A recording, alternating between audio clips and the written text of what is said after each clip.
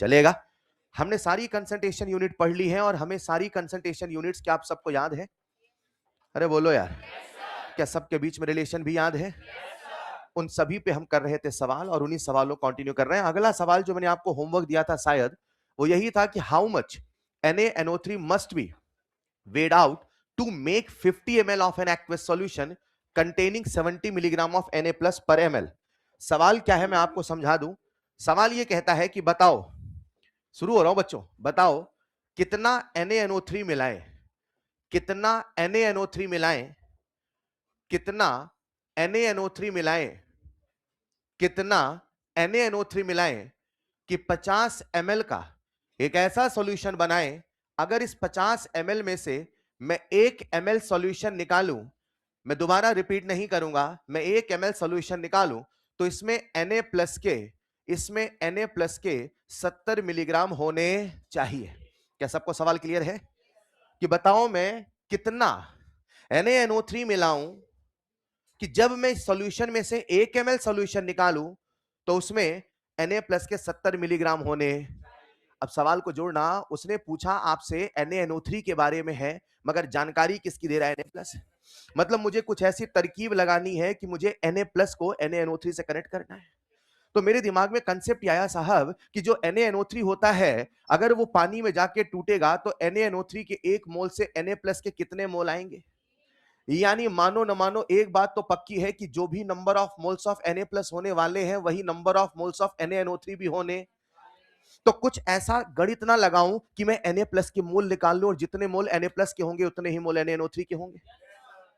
अरे बोलो यार, अब मैं Na+ के मोल निकालूं कैसे? अरे यार वो तो मुझसे पूछ रहा है 50 ml का। किसका पूछ रहा है? मगर Na+ 70 मिलीग्राम कितने में?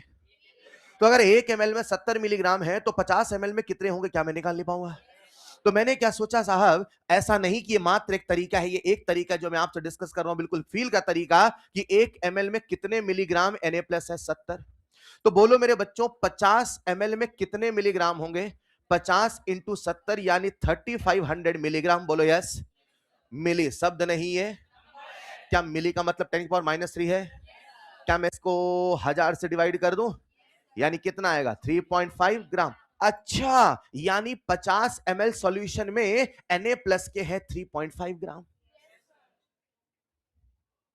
अरे बोलो भाई, अगर मुझे Na+ का वेट मिल गया तो क्या Na+ का मोल मिलेगा? तो क्या मैं कह दूं मेरे बच्चों number of moles of Na+ equal to 3.5 by 23। ये किसके मोल आए? मैं Na+ के मोल क्यों निकाल रहा हूं? क्योंकि मुझे चाहिए NaNO3 के मोल और मुझे इतना पता है जितना Na+ के मोल होंगे उतना ही NaNO3 के मोल होगा। तो मैं सीधे कह सकता हूं number of moles of Na+ equal to number of moles of NaNO3। बोलो यस। अरे यस। मगर सवाल हमसे मोल पूछा है कि वेट, तो क्या हर बच्चा मोल से वेट निकाल लेगा? अच्छा, ये किसके मोल आए हैं? NaNO3 के। और आप सबको पता है नंबर ऑफ मोल का फॉर्मूला होता है weight in grams upon molecular weight. मैं आपको बता दूं कि सोडियम नाइट्रेट का जो मॉलिक्यूलर वेट होता है वो लगभग कितना होता है? 85। कितना होता है? सवाल खत्म था मेरे बच्चों। यहां से मोल मिला, मोल से वेट मिलेगा और वेट कितना आ जाएगा? 3.5 बाई 23 इंटू 85 जो कि लगभग लगभग कितना आता है? 12.8593 ऐसा कुछ आता है। नहीं चलेगा। बच्चों ने मुझे इस सवाल के और भी न जाने कितने मेथड बताए हैं। ये एक मेथड है जो बिल्कुल वो बच्चा भी कर सकता है जो चीजों को फील करता है। वो कहेगा साहब 1 ml में 70 मिलीग्राम तो 50 ml में 3500 मिलीग्राम, तो 3500 मिलीग्राम से Na+ के वेट आगे, वेट से मोल आगे, वही NaNO3 है। सीधे आंसर आ गया। हेलो, एक बच्चा एक और दिमाग लगाता है। वो कहता है सर जो Na+ का मोल है, या और क्या मुझे 1 ml में Na+ का वेट पता? तो क्या मैं 1 ml में Na+ का वेट पता तो मैं Na+ के मोल से Na+ की मोलैरिटी निकाल लूंगा और जो मोलैरिटी Na+ की होगी वही मोलैरिटी NaNO3 की होगी। और अगर एक बार NaNO3 की मोलैरिटी आ गई तो मोल आ गया, मोल से वेट आ गया।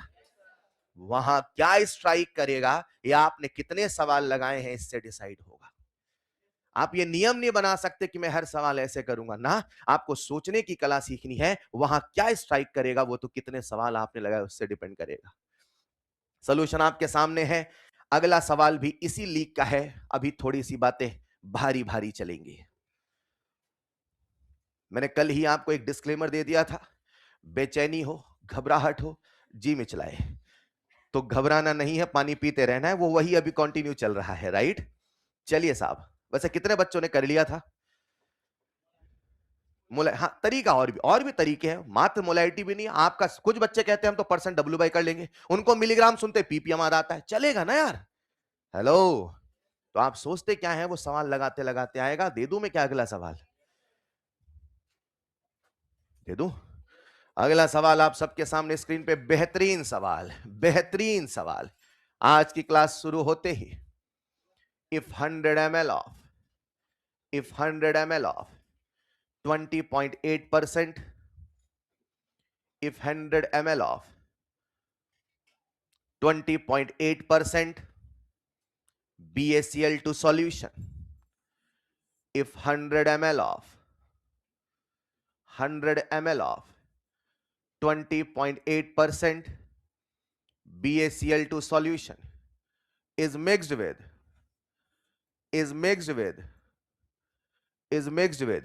50 ml of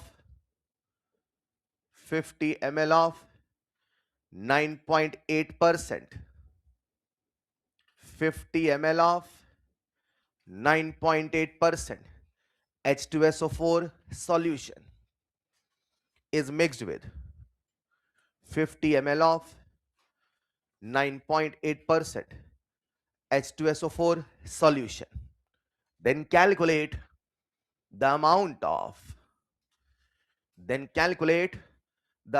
of barium sulfate formed. तो बताइए बैरियम सल्फेट कितना बनेगा? मैं सवाल समझा देता हूं, सबके मॉलिक्यूलर वेट बता देता हूं, पूरा फील बता देता हूं, बस करना आपको है। बच्चों, सवाल कहता है कि हमने यहां से BaCl2 लिया, यहां से H2SO4 लिया, दोनों को मिलाया, दोनों को मिला के एक नया सॉल्यूशन बनाया। प्रश्न मुझसे कहता है कि जब BaCl2 और H2SO4 दोनों को मिलाओगे तो इनके बीच में कुछ रिएक्शन होगी। बच्चे को नहीं पता कि रिएक्शन क्या होगी, मगर बच्चा ये समझ चुका है कि वो मुझसे BaSO4 पूछ रहा है, मतलब पक्का मुझसे यहां से BaSO4 तो बनाना पड़ेगा। तो BaCl2 और H2SO4 की रिएक्शन से क्या बनेगा? BaSO4। हाँ, कैटायन और एनायन से BaSO4 बना तो साथ में HCl भी तो बनेगा ना भाई। बोलो डन। अब बच्चा थोड़ा दिमाग लगाए, यार मुझसे पूछ रहा है BaSO4 कितना बनेगा, और BaSO4 कितना बनेगा इसका डिसीजन तो BaCl2 और H2SO4 करेगा। यानी अगर मैं कुछ गणित लगा के ये पता कर लूं कि BaCl2 H2SO4 कितना है, तो शायद ये बताना आसान हो जाएगा कि BaSO4 कितना बनेगा। मैं क्या करूं कि BaCl2 और H2SO4 निकाल लूं? अरे क्या उसने कुछ परसेंटेज बोला है? सर हमेशा कहते थे कंसंट्रेशन यूनिट्स को फील करो। अरे कहते थे ना यार, सोचो सोचो सोचो, दिमाग लगाओ, बनेगा मेरे भाई, बनेगा। थोड़ा सा सोचिए, ये केवल एक मेंटल एक्सरसाइज है मेरे बच्चे। आज की क्लास में मैंने जेई के भी सवाल रखे हैं, इवन केमिस्ट्री ओलंपियाड के भी सवाल रखे हैं। अगर आपने सोचना सीख लिया तो चीजें बहुत आसान है। और मेरा एक सिंपल सा तरीका है हर चीज को पढ़ाने का, फील करे बच्चा पहले, विजुलाइज करे बच्चा पहले।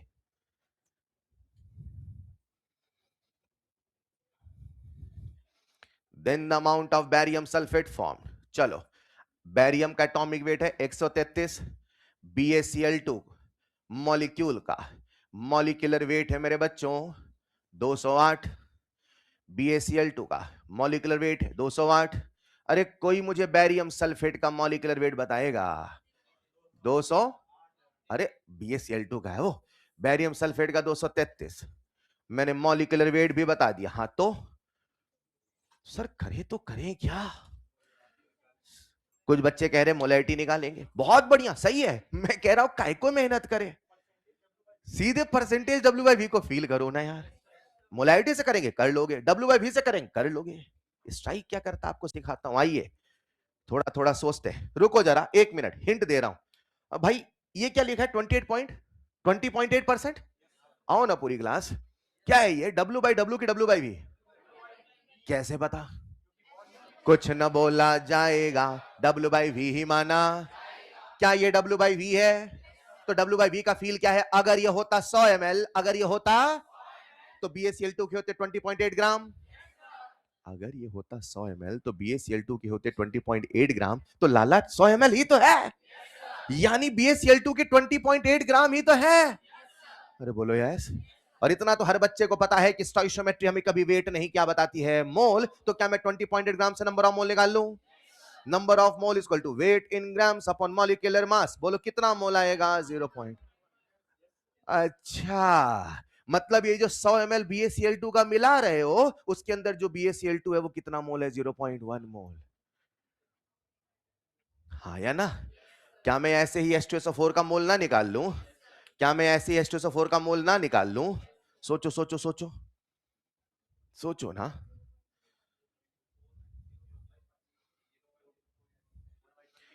9.8% का क्या मतलब है? 9.8% का मतलब है अगर सॉल्यूशन होगा 100 ml, सॉल्यूशन होगा 100 ml, तो मेरे बच्चों सॉल्यूट होगा 9.8 ग्राम।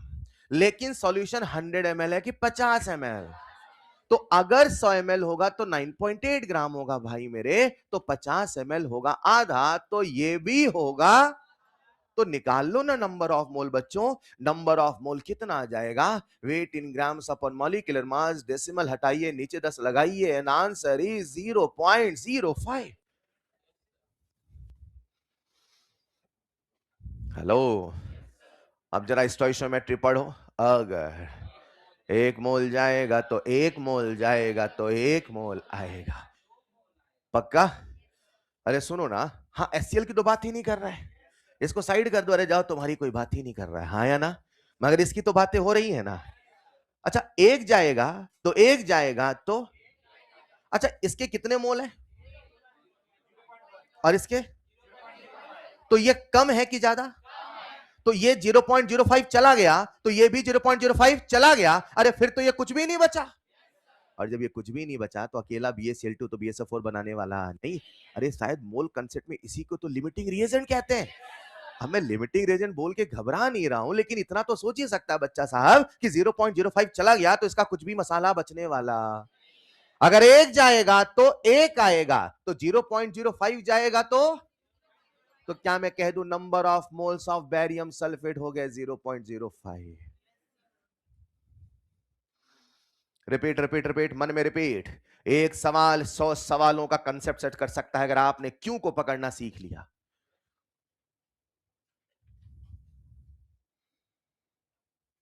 ये ना सोचो मैंने क्या किया, सोचो मैंने यही क्यों किया। क्यों मैं ये कर रहा हूं सर? क्योंकि मुझे BaSO4 जानना। तो मुझे पता करना कितना मोल बनेगा। तो कैसे जाने?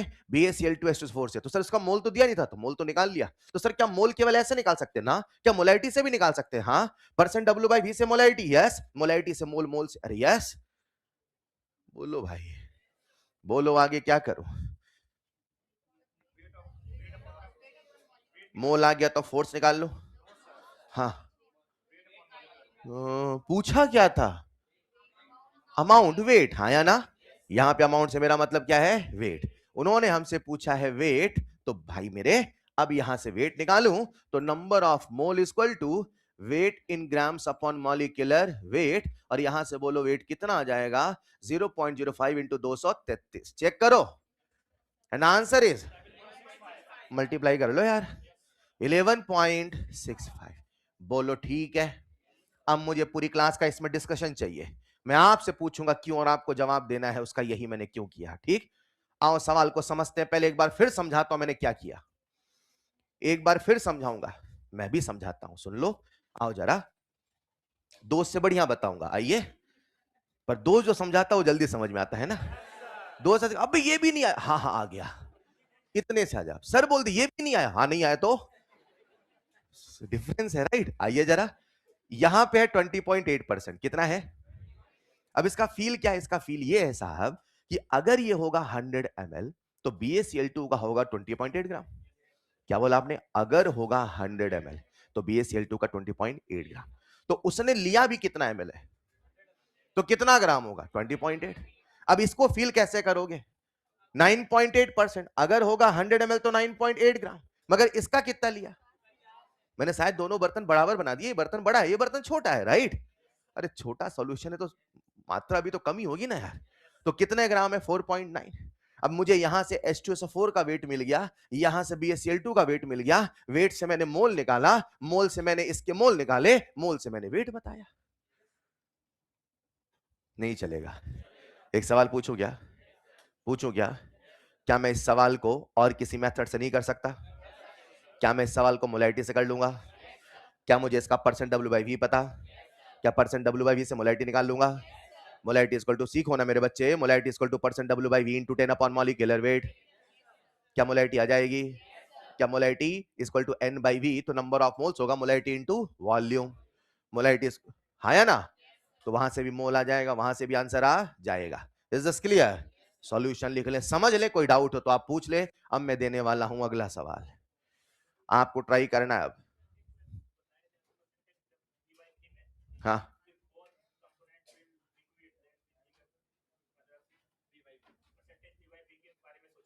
हाँ,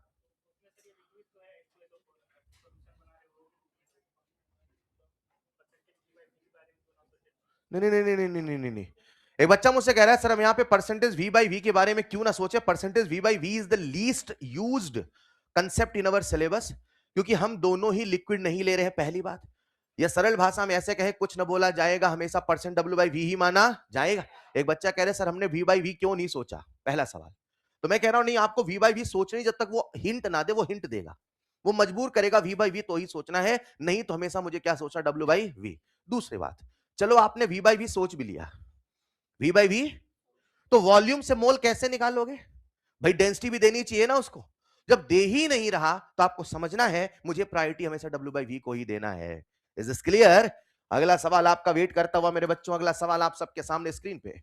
20 ml sample of copper sulphate, 20 ml sample of copper sulphate, 20 ml sample of copper sulfate,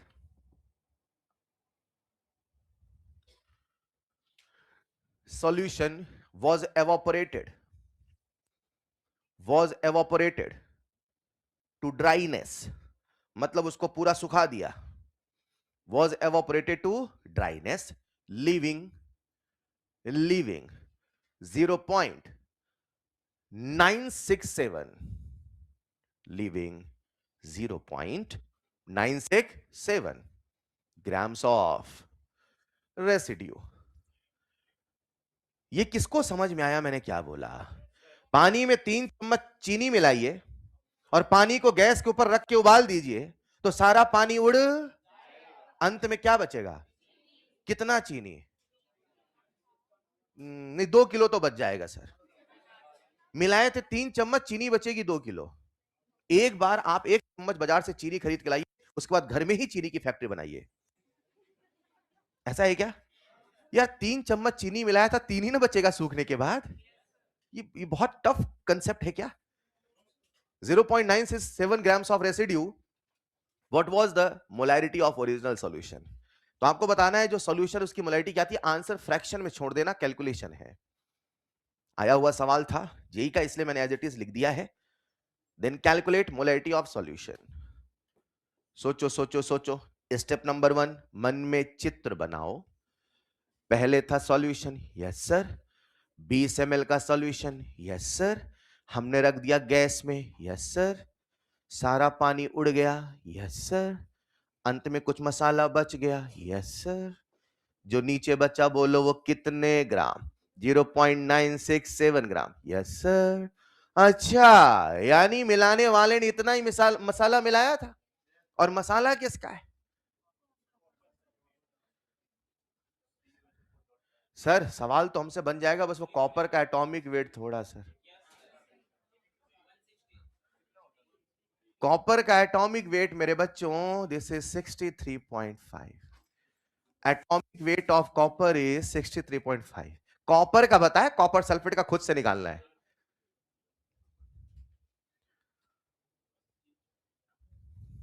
ये तो बहुत ही आसान है क्या?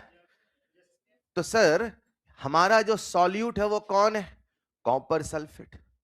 और कॉपर सल्फेट का कितना वजन था? 0.96। सर हमें क्या निकालनी है? मोलैरिटी। मोलैरिटी का फॉर्मूला लगा दो सर, बेशक वही तो लगाओगे। सर नंबर ऑफ मोल तो पता नहीं, तो बेटा निकाल लो।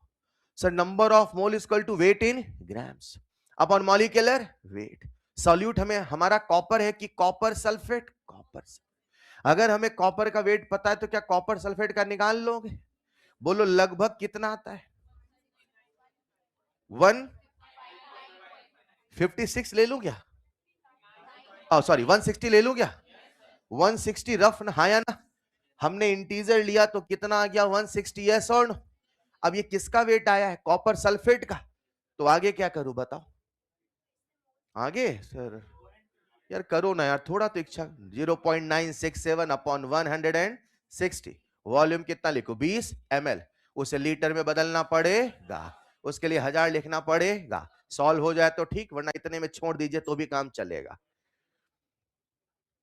मैं आपको एक कंसेप्ट सिखाना चाहता था, देखो कैसे कभी वो ड्राइनेस जैसे शब्दों को बोले तो भी घबराना नहीं है। मेरा पर्पस हमेशा से आपकी कॉपी में एक ही चीज रहा है, ऐसी एक भी वैरायटी ना हो जो आपकी आंखों से एक बार देखी हुई ना गुजरे।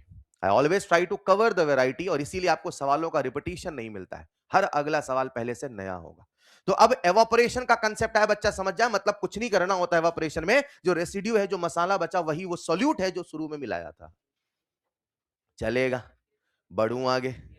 कर लोगे? जो भी आंसर आए, अगला सवाल आप सबके सामने स्क्रीन पे, चेंज कर दूं स्लाइड। अगला सवाल आप सबके सामने स्क्रीन पे लिखें। यह सवाल है एम्स 2016 का।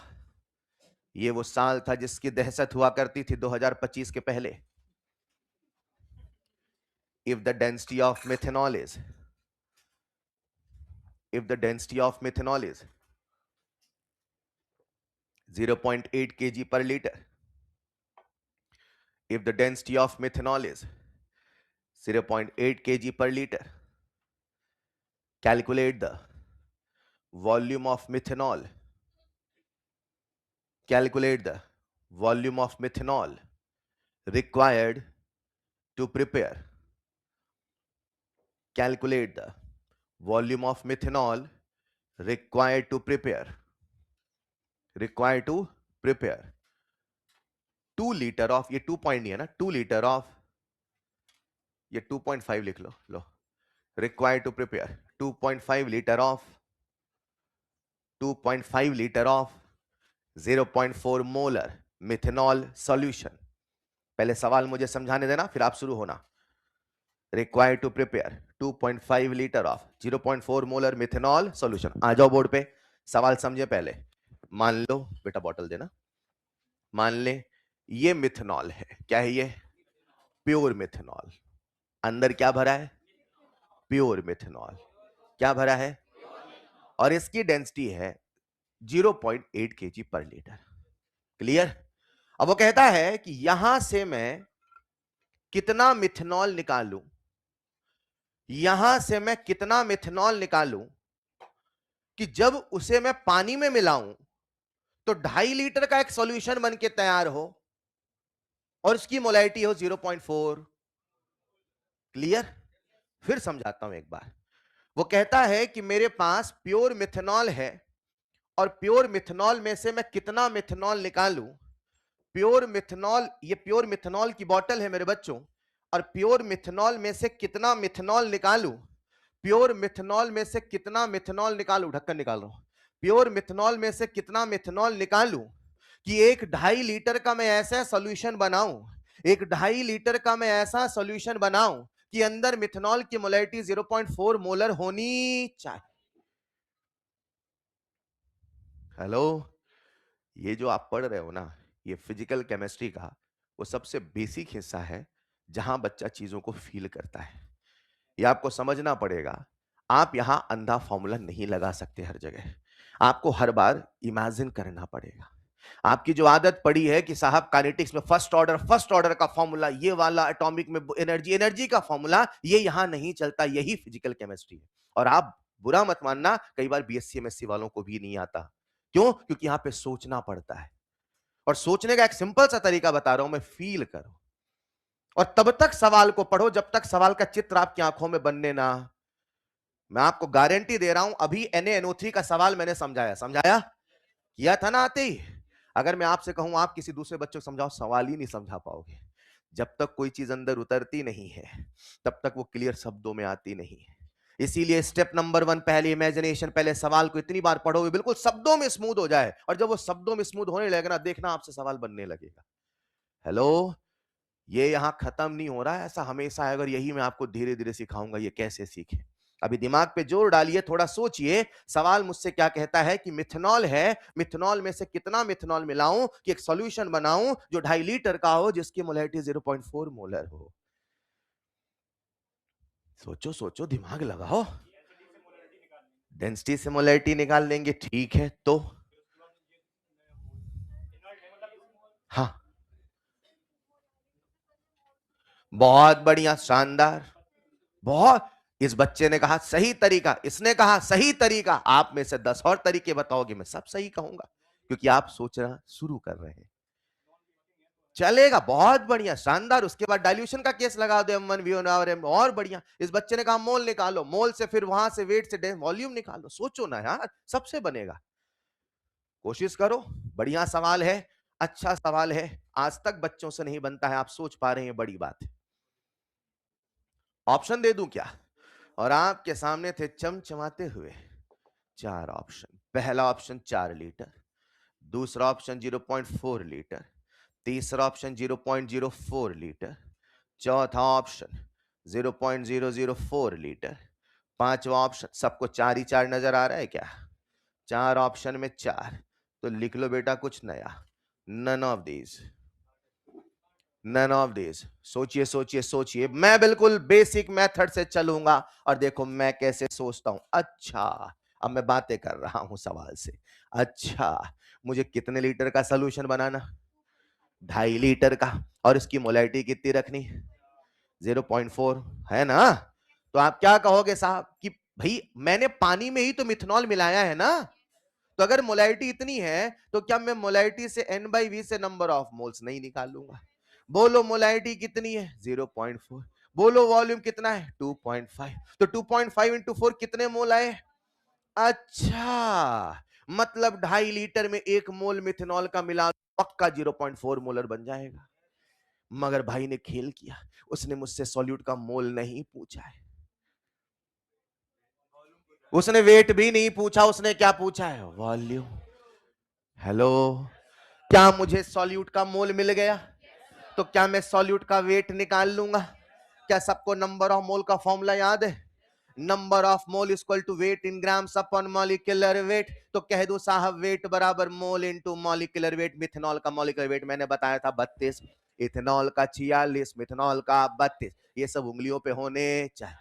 अरे बोलो यार, यानी मेरे बच्चों मुझे कितने ग्राम मिथेनॉल मिलाना है? यानी मुझे इस बोतल में जहां मिथेनॉल भरा था, इसमें से 32 ग्राम मिथेनॉल निकालूं और 2.5 लीटर मिला दूं, 0.4 मोलर बनके तैयार है। नहीं समझे? लेकिन उसने मुझसे वेट भी नहीं पूछा है। क्या पूछा है? अब ऐसी कौन सी गणित है जो वेट और वॉल्यूम को जोड़ेगी? हाँ, फिर एक उसने और सांप रखा, वो लूडो में नहीं होता 99 पहुंच के डसता है सांप, तो एक और सांप है जो आपको भी डसने को तैयार है। सोचिए। हाँ, उसने डेंसिटी दिया है केजी पर लीटर। सोचो सोचो सोचो, बहुत बढ़िया। मतलब एक से बाहर निकलो तो दूसरा, दूसरे से बाहर निकलो तो तीसरा, 100 तक नहीं पहुंचने देना है, और 99 में ऐसे डसे कि सीधा ही निगेटिव। समझ पा रहे हैं क्या? यही तो सवाल है, और जितने सवाल लगाओगे उतना मजा आएगा। हाँ जी साहब, अब वेट आ चुका है। ये किसका वेट है? मिथेनॉल का। यानी हमें 32, मैं बिल्कुल कह दो ना कि फील मेथड से कर रहा हूं, बच्चे ने अभी कहा डाइल्यूशन से चलेगा। हेलो, 32 ग्राम मिथेनॉल मिलाना है। अब 32 ग्राम मिथेनॉल यहां से मिलाना है, तो इसका मुझे डेंसिटी पता, और इसकी डेंसिटी कितनी दे रखी है? 0.8 केजी पर लीटर। इसे मैं कह सकता हूं 800 ग्राम पर लीटर। अरे बोलो ना यार सर, कह तो देते हो, ठीक है, हम नहीं कह पाते। कह दोगे आप भी, इतने सवाल लगवाऊंगा, सब बनेगा, घबराइए नहीं, अभी इसको देखिए समझिए। बोलो डन। आगे क्या करो?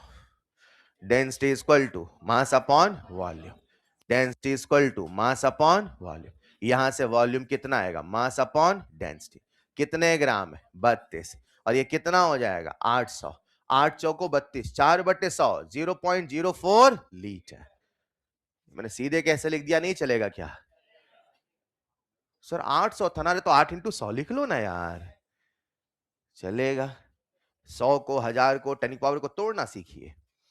ऑल राइट, बढ़ूं आगे, एक बार फिर से सवाल को डिस्कस करेंगे, और हर बच्चे को अब सवाल समझाना भी है, सॉल्यूशन भी बताना है, चलेगा?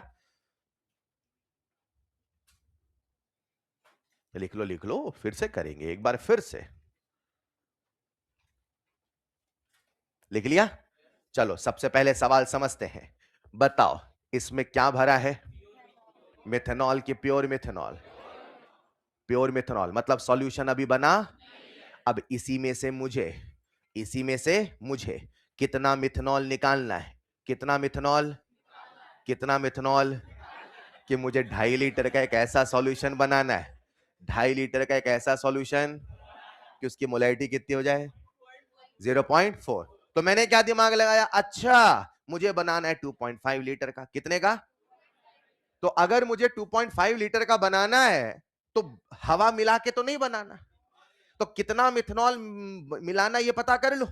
उसके लिए मैंने क्या कंसेप्ट लगाया, मोलैरिटी इक्वल टू N/V, तो number of mole equal to molarity into, तो मिथेनॉल के कितने मोल आ गए, ये किसके मोल आए, जो मुझे कहां से मिलाने, प्योर मिथेनॉल की बोतल से। तो 1 मोल मिलाने तो ग्राम कितने मिलाने, अब 32 ग्राम मिलाने तो लीटर कितने मिलाने, तो density equal to mass upon volume से आ गया। वॉल्यूम बोलो डन। नहीं चलेगा, कर लोगे ऐसे सवाल? अगला सवाल आपका वेट कर रहा है, दे दूं क्या? चलिए ठीक है साहब, वो वाला लीजिए, आज आपके सामने आने वाला है वो वाला। अगर आपने सारे फॉर्मूले उस तरीके से याद किए जैसा मैंने बताया, तो अगले जो सवाल आने वाले हैं आपको कठिन नहीं आसानी लगेंगे। सवाल दे दूं क्या? लिख लिया सबने? अगला सवाल आप सबके सामने स्क्रीन पे, जेई 2025 का तसल्ली से लिखे, मुझे पूरी क्लास से आंसर चाहिए। कैलकुलेशन है, फ्रैक्शन में छोड़ देना चलेगा।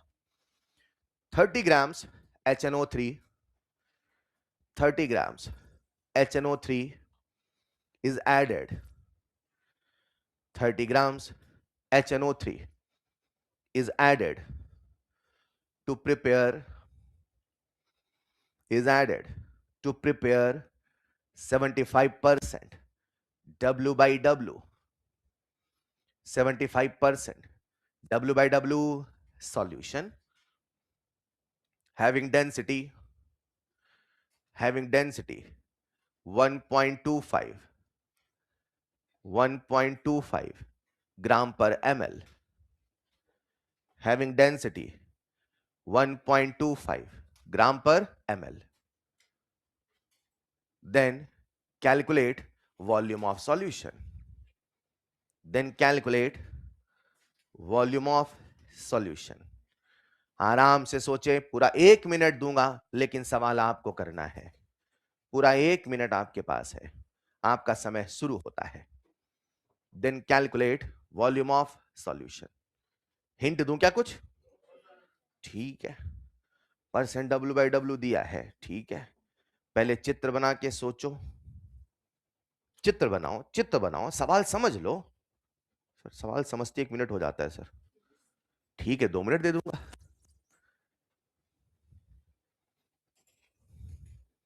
सर सवाल हिंदी में लिख ले क्या? नहीं, इंग्लिश में समझना है।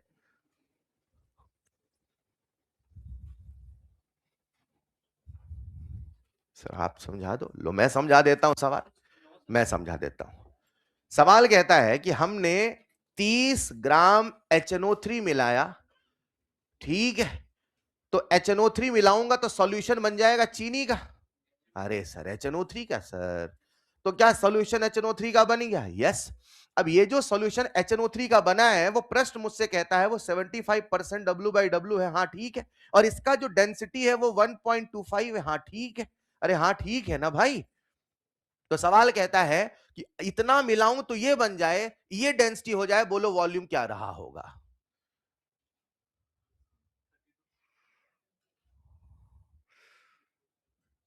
कोई तो चीज याद आएगी, वॉल्यूम सुनते ही मोलैरिटी तो याद आएगा, मोलैरिटी ने W/V या कुछ तो याद आएगा। और आपको तो इस काबिल बना रखा है भाई साहब, W/W से भी मोलैरिटी निकाल सकते हो, तो शुरू करो ना यार, आएगा आंसर।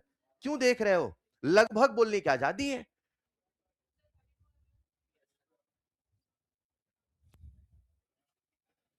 करो करो, कई तरीके हैं सवाल सॉल्व करने के, मैं एक तरीका डिस्कस कर रहा हूं। कुछ ना समझ में आए भैया, मोलैरिटी तो है वो कड़ी जो पकड़ी जाए, मोलैरिटी पकड़ो सर, वो कैसे निकालो? मोलैरिटी का फॉर्मूला है percent W/W into density into 10 upon molecular wait. अब ये मत कहना सर सवाल हम नहीं कर पा रहे क्योंकि HNO3 का मॉलिक्यूलर वेट निकालने का मन नहीं कर रहा है। सर ये मेरा ऐड करने का मन ही नहीं करता sir, I am so lazy sir. कितना है मॉलिक्यूलर वेट?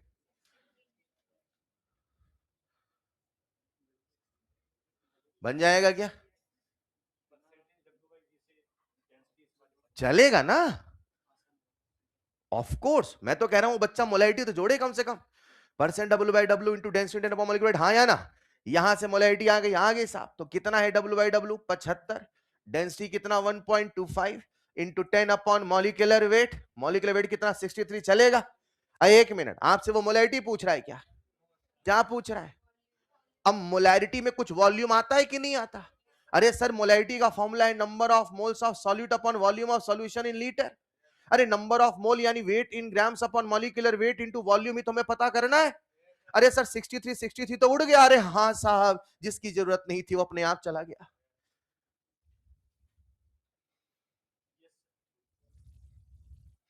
अरे अब तो आंसर बता दो यार, लगभग बताने का मन है तो लगभग बता दो। And answer is 30 upon 75 into 1.25 into 10। याद रखना ये आंसर किस में आएगा? लीटर में। तो बच्चा समझ जाए, नीचे बहुत बड़ा नंबर ऊपर छोटा है, तो चालाकी करे पहले ही निकाल ले मिलीलीटर में। अरे यस, क्या इसको मैं 1000 से मल्टीप्लाई कर दूं? अरे लीटर को ml बनाना है तो क्या करोगे? एंड आंसर इज लगभग, लगभग चलेगा। क्या ये सवाल करने का मात्र एक तरीका है? अभी बैठे बैठे एक बच्चे ने कहा सर W/V से कर लो, चलेगा? नहीं चलेगा। मगर कोई एक चीज तो जुड़ेगी, वहां से शुरू हो जाइए। फिलहाल वॉल्यूम इन लीटर से ml आ चुका है, और वॉल्यूम लगभग कितना रहा कोई बता दे? 32 ले ले, एक्यूरेट आ रहा है क्या? ठीक है साहब, 32 ml, हाँ या ना? हाँ हाँ हाँ हाँ। अब मैं हर सवाल में 10 तरीके बताऊंगा तो फिर 10 सवाल नहीं करा पाऊंगा ना। या आपका, मैं फिर कहता हूं, मेरा काम है आपके दिमाग को सोचने का तरीका देना। मैं आपको सोचना सिखा रहा हूं, जो एक दिन में नहीं आता है, मगर हाँ धीरे धीरे आने लगेगा। आप सोचने की कोशिश करो, चलेगा? अपने आप 10 तरीके आप मुझे बताओगे, अभी अभी बता रहे हैं। आज से 3 महीने बाद फरवरी में बैठे होंगे आप, हर सवाल अलग तरीके से कर रहे होंगे। चलेगा? बढ़ूं आगे। अगला जो सवाल मैं आपको देने वाला हूं, वो सवाल लिखने की आवश्यकता नहीं है। दे दूं क्या? अगला जो सवाल मैं आपको देने वाला हूं, सवाल में एक डायग्राम बना है। ये सवाल था लास्ट ईयर की केमिस्ट्री ओलंपियाड से। ये सवाल मैंने इसलिए यहां लिया कि यही सवाल जब जेई वाले करते हैं तो उनका करने का तरीका अलग होता है। मैं देखना चाहता हूं आप कैसे करते हैं। सवाल क्या है मैं समझा देता हूं, लिखना नहीं है। सवाल ये कहता है कि मेरे सामने H2SO4 का सोल्यूशन देखो भाई, ये किसका सोल्यूशन है? और H2SO4 के ऊपर ऐसे मैंने एक लेबल लगाया, दवाइयों में लगा रहता है ना लेबल, तो वैसे मैंने H2SO4 के ऊपर लेबल लगाया, और लेबल ये कहता है कि H2SO4 का जो कंसंट्रेशन है वो है 95% W/W, 95%। और इसकी डेंसिटी दे रखी है 1.84 ग्राम पर सेंटीमीटर क्यूब। से सेंटीमीटर क्यूब क्या होता है? अरे यही तो ml होता है, यानी 1.84 ग्राम पर ml, हाँ या ना? अच्छा, उन्होंने हमसे मेरे बच्चों क्या पूछा है? क्या पूछा है? कितने बच्चे क्लास में जो मुझे मोलैरिटी बता देंगे? That's it. यही सवाल, यही कंसेप्ट अगर आप जेई वालों से करने जाओ तो ये सवाल वो अलग तरीके से करते कहते बहुत कठिन सवाल था, तुरंत आ गया ना यार। बोलो आंसर कितना आएगा मेरे बच्चों? एक लाइन में जमाने को आंसर बता दे, चीख के चिल्ला के। 95 into 1.84 into 10 by molecular weight कितना? अब जरा लगभग आंसर भी बता दो तो मान जाऊं।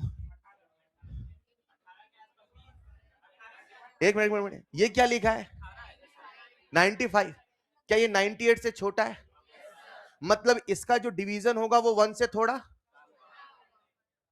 फिर से एक बार, क्या 95 छोटा है? क्या 98? तो इसका डिवीजन क्या 1 से छोटा होगा?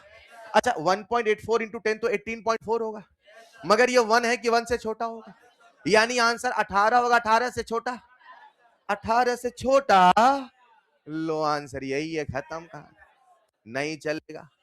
बढ़ू आगे, अभी हमने एक पड़ाव पूरा किया, अब एंटर करते हैं सॉल्यूशन चैप्टर में, चले?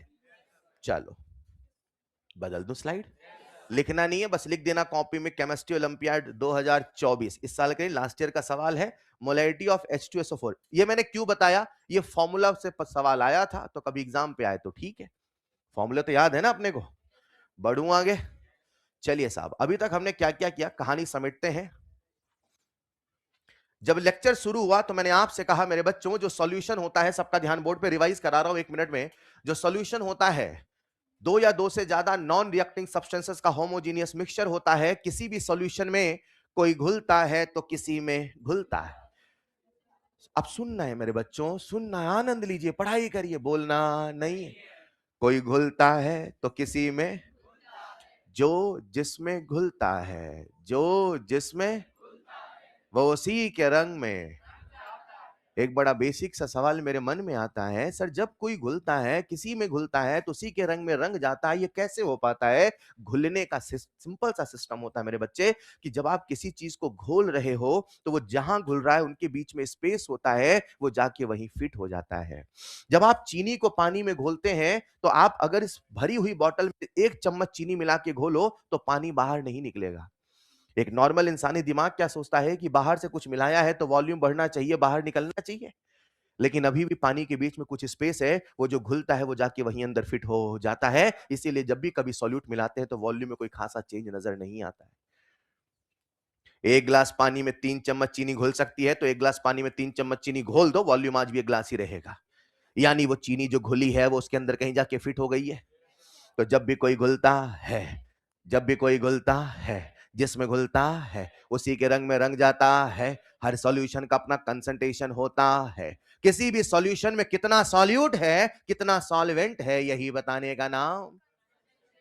यूं तो कंसंट्रेशन के मायने, लेकिन हमारे सिलेबस में जब भी कंसंट्रेशन बोला जाए उसका मतलब मोलैरिटी माना जाए। क्या मैंने आपको ढेर सारी कंसंट्रेशन यूनिट बताई? अब हमने सॉल्यूशन को नापना, पढ़ना, फील करना, थोड़ा उसकी बातों को समझना शुरू कर दिया। ये कहते ही बच्चे के मन में फील आता है, अगर सर कहते हैं 20.8% BaCl2 सॉल्यूशन, तो आपको फील आ गया, अच्छा मतलब अगर सॉल्यूशन 100 ml है 20.8 ग्राम है। ये फील आने लगा, यही कंसंट्रेशन यूनिट पढ़ाने के पीछे पर्पस था। अब दुनिया का कोई भी सॉल्यूशन है, उस सॉल्यूशन का एक ऐसा गुण है, एक ऐसी प्रॉपर्टी है जो उसके आने वाली हर प्रॉपर्टी को कंट्रोल करता है। वो कहते हैं ना, इंसान का स्वभाव उसके होने वाले हर इवेंट का डिसीजन करता है। उसी प्रकार से सॉल्यूशन के अंदर एक ऐसा गुण है जो उसकी हर चीज को कंट्रोल करता है, और उस गुण का नाम है वेपर प्रेशर। क्या नाम है? अगर आपको इस सॉल्यूशन चैप्टर को समझना है तो सबसे पहले एक शब्द को समझना होगा जिसका नाम है वेपर प्रेशर। कॉपी में डालिएगा next heading vapour pressure. Copy में डालिएगा नेक्स्ट हेडिंग वेपर प्रेशर। मैं अपने शब्दों को रिपीट कर दूं, अगर सॉल्यूशन को समझना है तो उसके एक सबसे खास प्रॉपर्टी को समझना है जिसका नाम है वेपर प्रेशर, क्योंकि वेपर प्रेशर एक ऐसा गुण होगा जो सॉल्यूशन के हर गुण को कंट्रोल करेगा। तो आओ पहले समझे वेपर प्रेशर होता। मैंने बोला वेपर, तो नाम सुन के लगता है कि वेपर का, नाम सुन के लगता है कि वेपर का। मैं सही मायने में कहूं मेरे बच्चों, तो जिसने वेपर प्रेशर को केवल वेपर का प्रेशर जाना, जिसने वेपर प्रेशर को केवल वेपर का, उसने वेपर प्रेशर को रत्ती भर नहीं जाना। यानी वेपर प्रेशर, वेपर, वेपर का तो प्रेशर है, मगर हर वेपर का प्रेशर वेपर प्रेशर नहीं है। तो मन में सवाल आता है कि साहब आखिर ये वेपर प्रेशर क्या क्या है? वेपर प्रेशर क्या है वो समझाने के पहले मैं आपको कुछ बेसिक बातें बताता हूं। जब तक आपको ये बेसिक पॉइंट्स नहीं समझ में आएंगे तब तक आपको वेपर प्रेशर समझ में नहीं आएगा। बेसिक पॉइंट नंबर 1, इस पूरे चैप्टर में लिखते चलना, सुनते चलना, थोड़ा थ्योरी है, 2-3 पॉइंट। बेसिक पॉइंट नंबर 1, इस पूरे चैप्टर में बार बार मैं आपसे एक शब्द बोलूंगा जिसका नाम है वोलेटाइल सब्सटेंस। क्या बोलूंगा? और वहीं पे बार बार एक दूसरा शब्द बोलूंगा जिसका नाम है नॉन वोलेटाइल सब्सटेंस।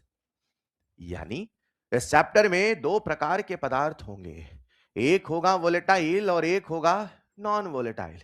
मन में सवाल आता है, sir what is the meaning of volatile? Volatile, जिसे मैं सरल भाषा में कहता हूं, किसी भी सब्सटेंस का, किसी भी अपने गैसियस फॉर्म में कन्वर्ट होने की एबिलिटी, गैसियस फॉर्म में कन्वर्ट होने की एबिलिटी, गैसियस फॉर्म में कन्वर्ट होने की एबिलिटी। आप जानते हो मेरे बच्चों, दुनिया में हर चीज गैसियस नहीं बन सकता है। अच्छा, इस चैप्टर में बार बार मैं एक शब्द बोलूंगा गैस, और कभी कभी बोला करूंगा मैं वेपर। वैसे तो दोनों में एक छोटा सा अंतर होता है। गैस एक फिजिकल स्टेट होता है, ऑक्सीजन गैस है, मगर जब वही पानी गैस बनता है उस गैसियस को बोलते हैं वेपर। यानी जब कभी फिजिकल स्टेट बदल के कोई गैसियस बनता है उसके लिए वर्ड वेपर बोला जाता है, अदरवाइज जो हर वक्त गैस है सिंपली क्या बोल दोगे? गैस। तो मैं बार बार एक शब्द बोलूंगा गैस तो कभी वेपर, उससे परेशान मत होना। दोनों में बारीक सा अंतर है, फेज चेंज होने के बाद जो है उसे वेपर बोलते हैं, और जो हमेशा से गैस है उसे गैसियस बोलते हैं। तो जब भी मैं आपसे कहता हूं वोलेटाइल सब्सटेंस, इसका मतलब है ऐसा सब्सटेंस जो अपने गैसियस फॉर्म में कन्वर्ट होने की एबिलिटी रखता है। एट द सेम टाइम अगर मैं आपसे कहता हूं नॉन वोलेटाइल, यानी ऐसा सब्सटेंस जो जो जो गैसियस फॉर्म में कन्वर्ट नहीं होगा, जो गैसियस फॉर्म में कन्वर्ट नहीं होगा, जो गैसियस फॉर्म में कन्वर्ट नहीं होगा। इसे मैं सरल भाषा में कहता हूं, हमारे आसपास दो प्रकार के सब्सटेंस हैं। कुछ ऐसे हैं जो गैसियस फॉर्म में कन्वर्ट होते हैं, मतलब जो वेपर बन जाते हैं, जो गैस बन जाते हैं, मैं इन्हें कहता हूं उड़नसील। क्या कहूंगा? मतलब ऐसे पदार्थ जिनके अंदर उड़नशीलता है, उड़न, उनको हम क्या बोलेंगे?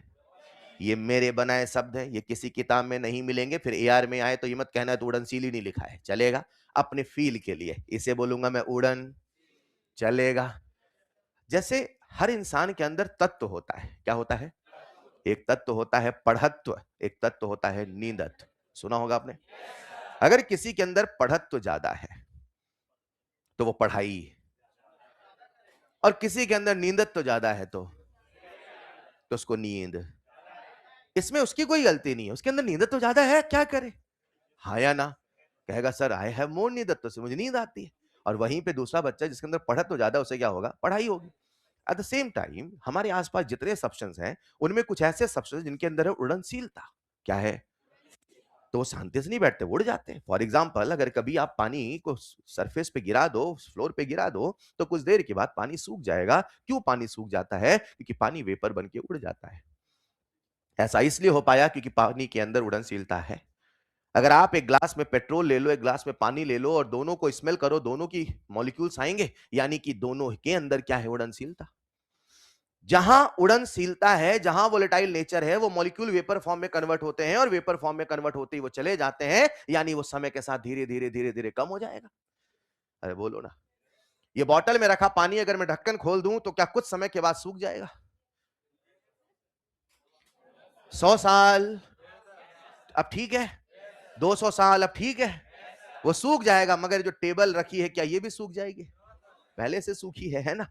ये और ज्यादा वोलेटाइल नहीं, ये और वोलेटाइल नहीं हो सकती है, कह दो इसकी जो मॉलिक्यूल है वोलेटाइल नहीं है। मुद्दा ये नहीं, मुद्दा ये है हमारे आसपास दो प्रकार के सब्सटेंस है, कुछ ऐसे हैं जो वोलेटाइल है, कुछ ऐसे हैं जो नॉन। हेलो, हम सबके जहन में एक गलत फहमी सी बैठी है। गलत फहमी ये है कि दुनिया में जितने सॉलिड है वो सारे के सारे नॉन वोलेटाइल है, और दुनिया में जितने भी लिक्विड है सारे सारे वोलेटाइल है। दोनों ही गलत है। हाँ, ये सच है कि लिक्विड्स आर जनरली वोलेटाइल। अच्छा, गैसेस तो है ही गैसेस फॉर्म में, उनको क्या वोलेटाइल बोलो? अरे उड़ के गैस ही तो बने, तो गैस तो हमेशा वही है ना यार। अब दुनिया में जितने भी लिक्विड हैं उनमें से 99% लिक्विड वोलेटाइल हैं, मगर सारे liquid volatile. For an example glycerine, कभी ग्लिसरीन देखा है आपने? जितने भी हाई डेंसिटी लिक्विड होंगे, ग्लिसरीन हुआ, हनी हुआ, जो भी बहुत हाई डेंसिटी है, ग्लाइकॉल हुआ, ये सब इतने ज्यादा डेंस होते हैं, इनके मॉलिक्यूल वेपर बन के उड़ते हैं। ये मत सोचना कि दुनिया का हर लिक्विड वोलेटाइल है, ये मत सोचना कि दुनिया का हर सॉलिड वोलेटाइल है। हाँ, लिक्विड अक्सर वोलेटाइल होगा, हाँ सॉलिड अक्सर। क्या आप सबने वो नैप्थलीन की बॉल्स देखी हैं? क्या आप सबने कपूर देखा है? ये सब ऐसे सॉलिड हैं जो सॉलिड होके भी वोलेटाइल हैं। अगर आप इन्हें रख दोगे तो कुछ समय के बाद सूख जाएंगे, क्योंकि इनके मॉलिक्यूल वेपर बन के उड़।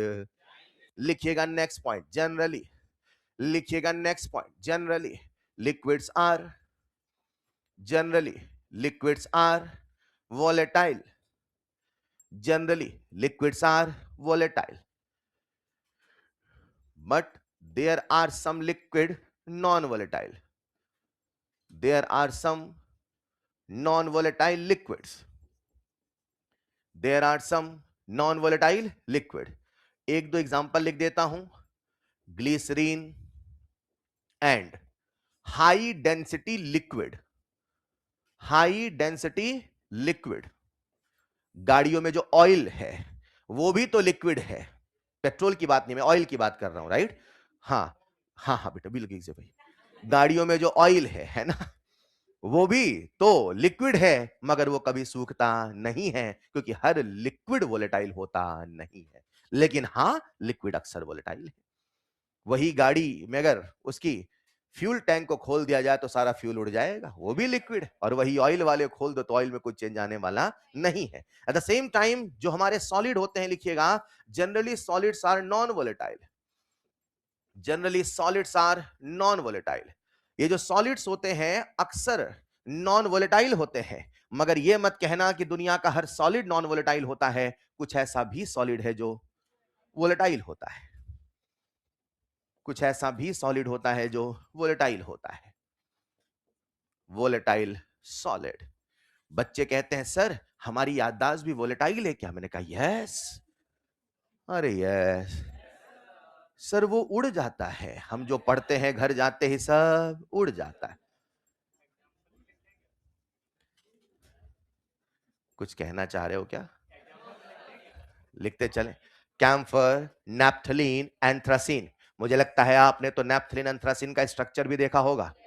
एंथ्रासिन का तो देखा ही देखा होगा। आपने तो पाई इलेक्ट्रॉन भी गिने होंगे। बोलो यस। यस है मेरे बच्चों, जो सॉलिड होके भी उड़नशील होते हैं। ठीक है साहब, हमारे आसपास दो प्रकार के सब्सटेंस होते हैं। कुछ ऐसे हैं जो वोलेटाइल है, कुछ ऐसे हैं जो नॉन वोलेटाइल है। कुछ ऐसे हैं जिनके अंदर उड़नशीलता है, कुछ ऐसे हैं जिनके अंदर उड़नशीलता। सवाल ये है, ये जो उड़ पाते हैं क्यों उड़ पाते हैं? ये जो उड़ पाते हैं, अरे हाँ या ना? आओ समझते हैं, आखिर अगर किसी के अंदर उड़नशीलता है तो उड़नशीलता आती कहां से है? कॉपी में लिखिएगा नेक्स्ट पॉइंट। बढ़ूं आगे, कॉपी में लिखिएगा next point. Why substances are volatile.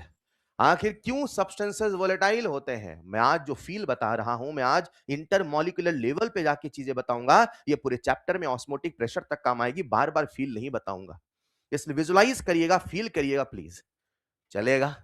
वरना फिर आप कहेंगे साहब न्यूमेरिकल तो ठीक है, थ्योरेटिकल हमारा कमजोर हो रहा है। क्यों? क्योंकि आप ये विजुलाइज नहीं करना चाह रहे। एक बार बर्तन बनाइए, चित्र बनाइए, मन में भयंकर विजुलाइज होगा।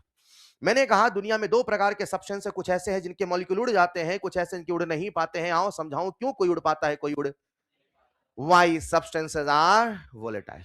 अगर मुझे आपको समझाना है कि सब्सटेंसेस वोलेटाइल क्यों होते हैं, तो मैं आता हूं मेरे सेकंड बेसिक कंसेप्ट की ओर, जिसका नाम है एवापोरेशन। क्या आप सबने बचपन में एवापोरेशन सुना था? कॉपी में लिखिएगा नेक्स्ट पॉइंट, एवापोरेशन। अगर आप ये समझना चाहते हैं कि सब्सटेंसेस क्यों वोलेटाइल होता है, मैं आओ आपको समझाता हूं एवापोरेशन क्या होता है। हमने लिया एक बर्तन, क्या लिया? और बर्तन कर दिया ओपन। कैसा बर्तन? खुला बर्तन मान लो। और हमने इसमें भरा पानी। क्या भरा? सबका फील कॉमन सेंस चाहिए मुझे आज। हमने इसमें भरा, क्योंकि आज जो फील बताऊंगा ये पूरे चैप्टर कंट्रोल करेगा, इसलिए देखना जरूरी है, राइट?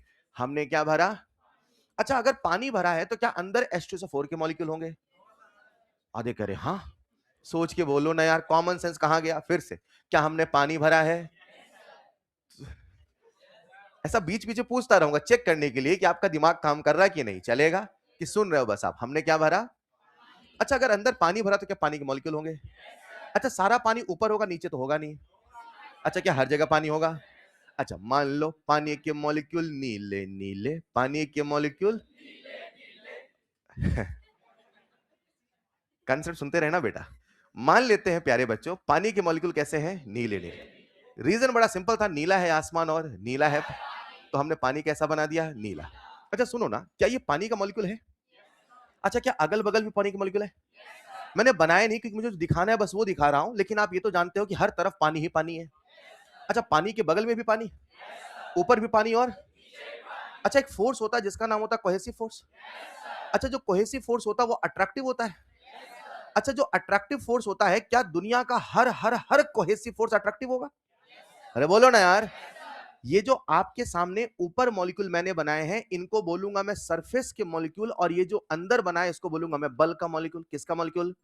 तो अपने सामने दो शब्द है, एक है सरफेस और एक है बल्क। एक है सरफेस और एक है बल्क। अपने सामने बॉटल रख के पानी को देखते रहना भाई साहब, ये वही पानी इसे आप हर वक्त पीते हैं, कितना अंदर भूचाल मचाए देखिएगा, ठीक है। अब क्या आपको पानी नजर आ रहा है? क्या पानी में सरफेस में भी पानी के मॉलिक्यूल है? क्या बल्क में भी सरफेस पानी के मॉलिक्यूल है? अच्छा, पानी की हर तरफ से क्या पानी पानी है? तो इधर भी है पानी और इधर भी है पानी और इधर भी है पानी और इधर भी है पानी। ये मत कहना मैंने पीला क्यों बनाया, अरे बन गया बस, हाँ या ना? चलेगा। अच्छा, आप पीला पानी लेके आए हो?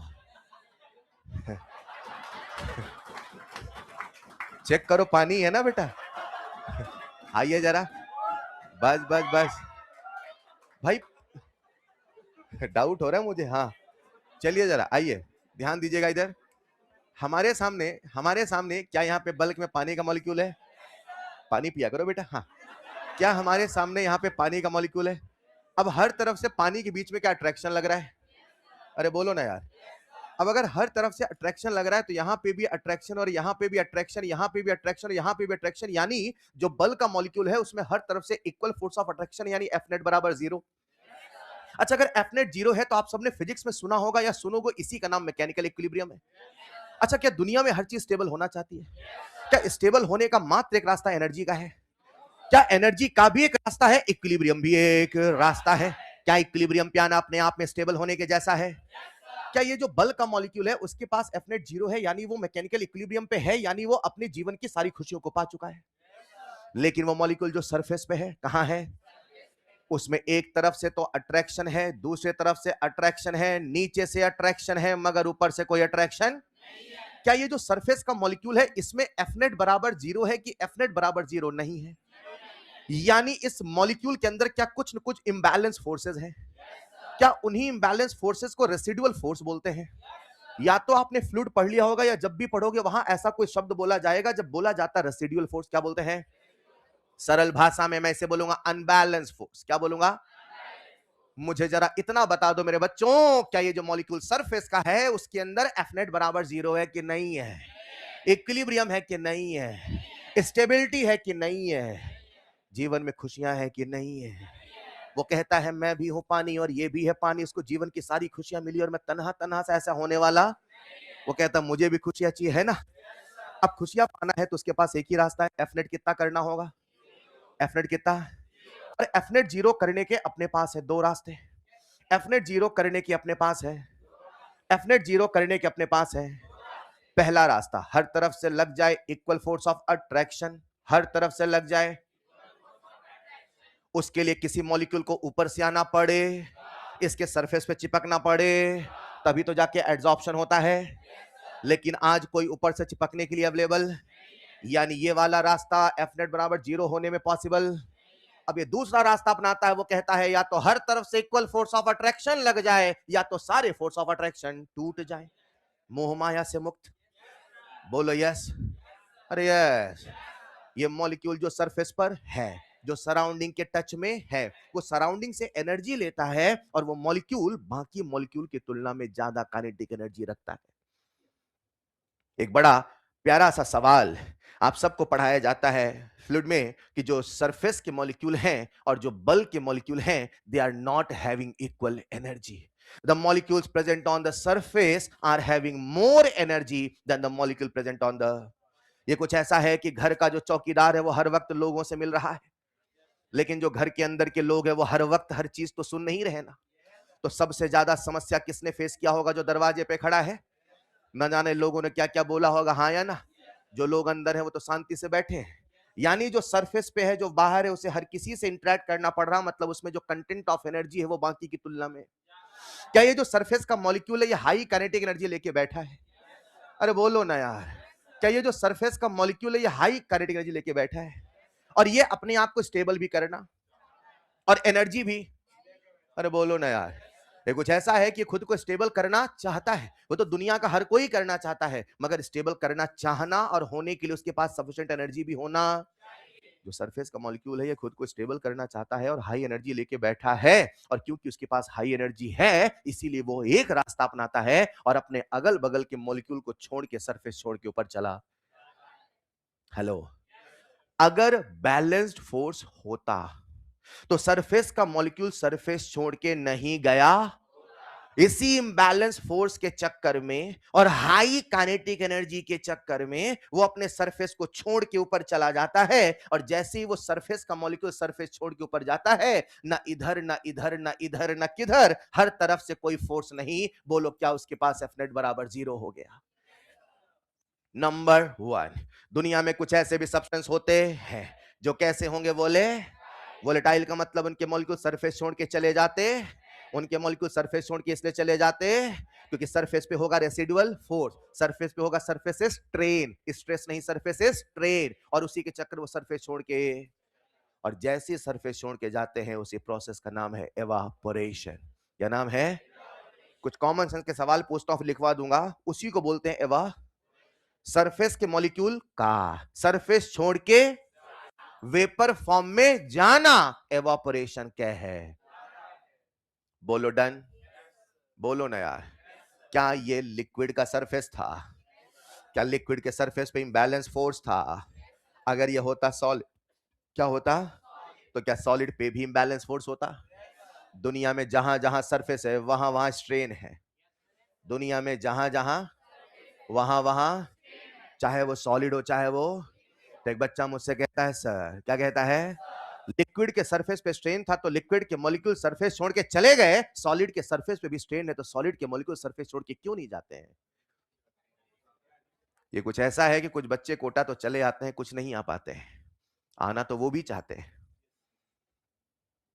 कुछ बच्चे कोटा चले आते हैं मगर कुछ आना तो, कुछ मॉलिक्यूल सरफेस छोड़ के चले जाते हैं, कुछ सरफेस छोड़ नहीं, आना तो वो भी। जीवन में तनाव तो उनके में भी है, वो चाहते हैं let's go for Kota have some fun, हाँ या ना? मगर सुनो ना, मगर जब ये मॉलिक्यूल ऊपर जा ही नहीं पाते, कारण ये है कि अगल बगल वाले जो मॉलिक्यूल है उसको इतना स्ट्रॉन्ग इंटरेक्शन से पकड़े हैं कि वो चाह के भी जा। मतलब अगर घर में अट्रैक्शन बहुत ज्यादा हो, समझ पा रहे हैं क्या? हेलो, तो कई बार फिर वो बच्चे कोटा नहीं आ पाते। आपको अपने पर कुछ भी लेना नहीं। सर हम भगाए गए हैं क्या? बिल्कुल नहीं, ऐसा नहीं है। अगर आप इसे लिख पाए हैं तो मुझे एक छोटे सवाल का जवाब देना मेरे बच्चों, क्या दुनिया में हर सब्सटेंस के पास इक्वल इंटरमॉलिक्यूलर फोर्स है? ना, कहीं पे बहुत ज्यादा है और कहीं पे बहुत कम है। तो लिक्विड में क्या होता है कि इंटरमॉलिक्यूलर फोर्स ऑफ अट्रैक्शन कम होता है सॉलिड के कंपैरिजन में, इसीलिए उसके मॉलिक्यूल सरफेस छोड़ चले जाते हैं, मगर सॉलिड में स्ट्रॉन्ग आईएमएफ है और वो सरफेस छोड़ के जा। तनाव तो वहां पे भी है जीवन में। अरे बोलो ना यार, अब जो कहने वाला हूं सोच के जवाब देना। मान लो ये लिक्विड है, मान लो, रखो अपने सामने पानी का बर्तन, यार आप लोग रख लिया क्या? अब थोड़ा इसे गर्म करो। किसे गर्म किया? तो पानी के मॉलिक्यूल्स की काइनेटिक एनर्जी बढ़ेगी घटेगी? क्या बात है, तो सरफेस के जो मॉलिक्यूल उनकी एनर्जी बढ़ेगी घटेगी? तो वो सरफेस छोड़ के जाना आसान होगा मुश्किल? क्या बात कर रहे हो? मतलब जैसे जैसे टेम्परेचर बढ़ाऊं वैसे वैसे रेट ऑफ एवापोरेशन ज्यादा हो। नंबर 1, नंबर 2, फिर से पानी लो जरा, ले लिया क्या? ये बॉटल भरा है क्या? अब इस पानी को आप सरफेस में गिरा दो हाइपोथेटिकली, अब ऐसे हाथ से पूरा फैला दो, तो सरफेस एरिया बढ़ गया घट गया? तो सरफेस अवेलेबल ज्यादा की कम? तो मॉलिक्यूल का ऊपर जाना ज्यादा की कम? यानी सरफेस एरिया बढ़े तो मॉलिक्यूल का एवापोरेशन ज्यादा हो, यानी सरफेस एरिया के बढ़ने से रेट ऑफ एवापोरेशन ज्यादा, टेम्परेचर के बढ़ने से रेट ऑफ एवापोरेशन। बहुत बढ़िया। मान लो ये लिक्विड का मॉलिक्यूल मान लो, और अगल बगल अट्रैक्शन है मान लो, और अगल बगल अट्रैक्शन बहुत तगड़ा वाला है, बोलेंगे तू छोड़ के नहीं जाने देंगे तुझे, हाँ या ना? अगर मान लो बहुत स्ट्रॉन्ग अट्रैक्शन है तो बताओ इसका ऊपर जाना आसान होगा कि मुश्किल? अच्छा, इस अट्रैक्शन का नाम होता है मेरे बच्चों आईएमएफ। क्या बोलते हैं? Inter molecular force of attraction. मैं लिखवा दूंगा इंटर मॉलिक्यूलर।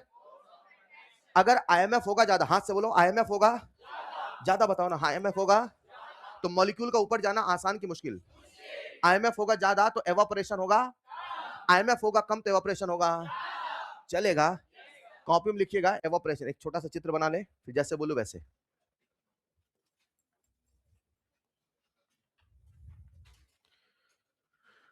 छोटा सा चित्र, मेन चित्र आएगा। सारी कलाकारी इसी मत दिखा देना, जब बोलू ना अपने कलाकार को जगाइए तब जगाना।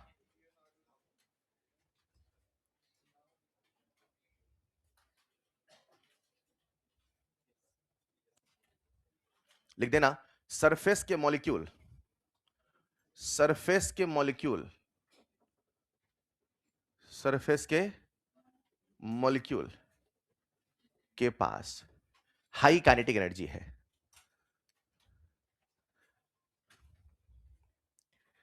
वैसे ही मजाकता है ना अट्रैक्शन वाला घर में, ये सब उसको आप सीरियस नहीं लेंगे, है ना। आज घर में फोन करके बोल मत देना, अच्छा हमसे कोई लगाव नहीं है, ऐसा बोलना नहीं।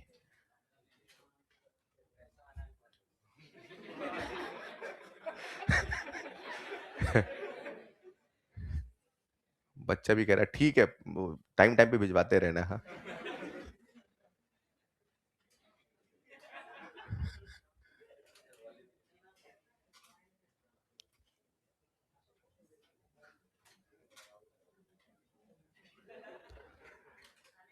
बस बस लिखते रहे।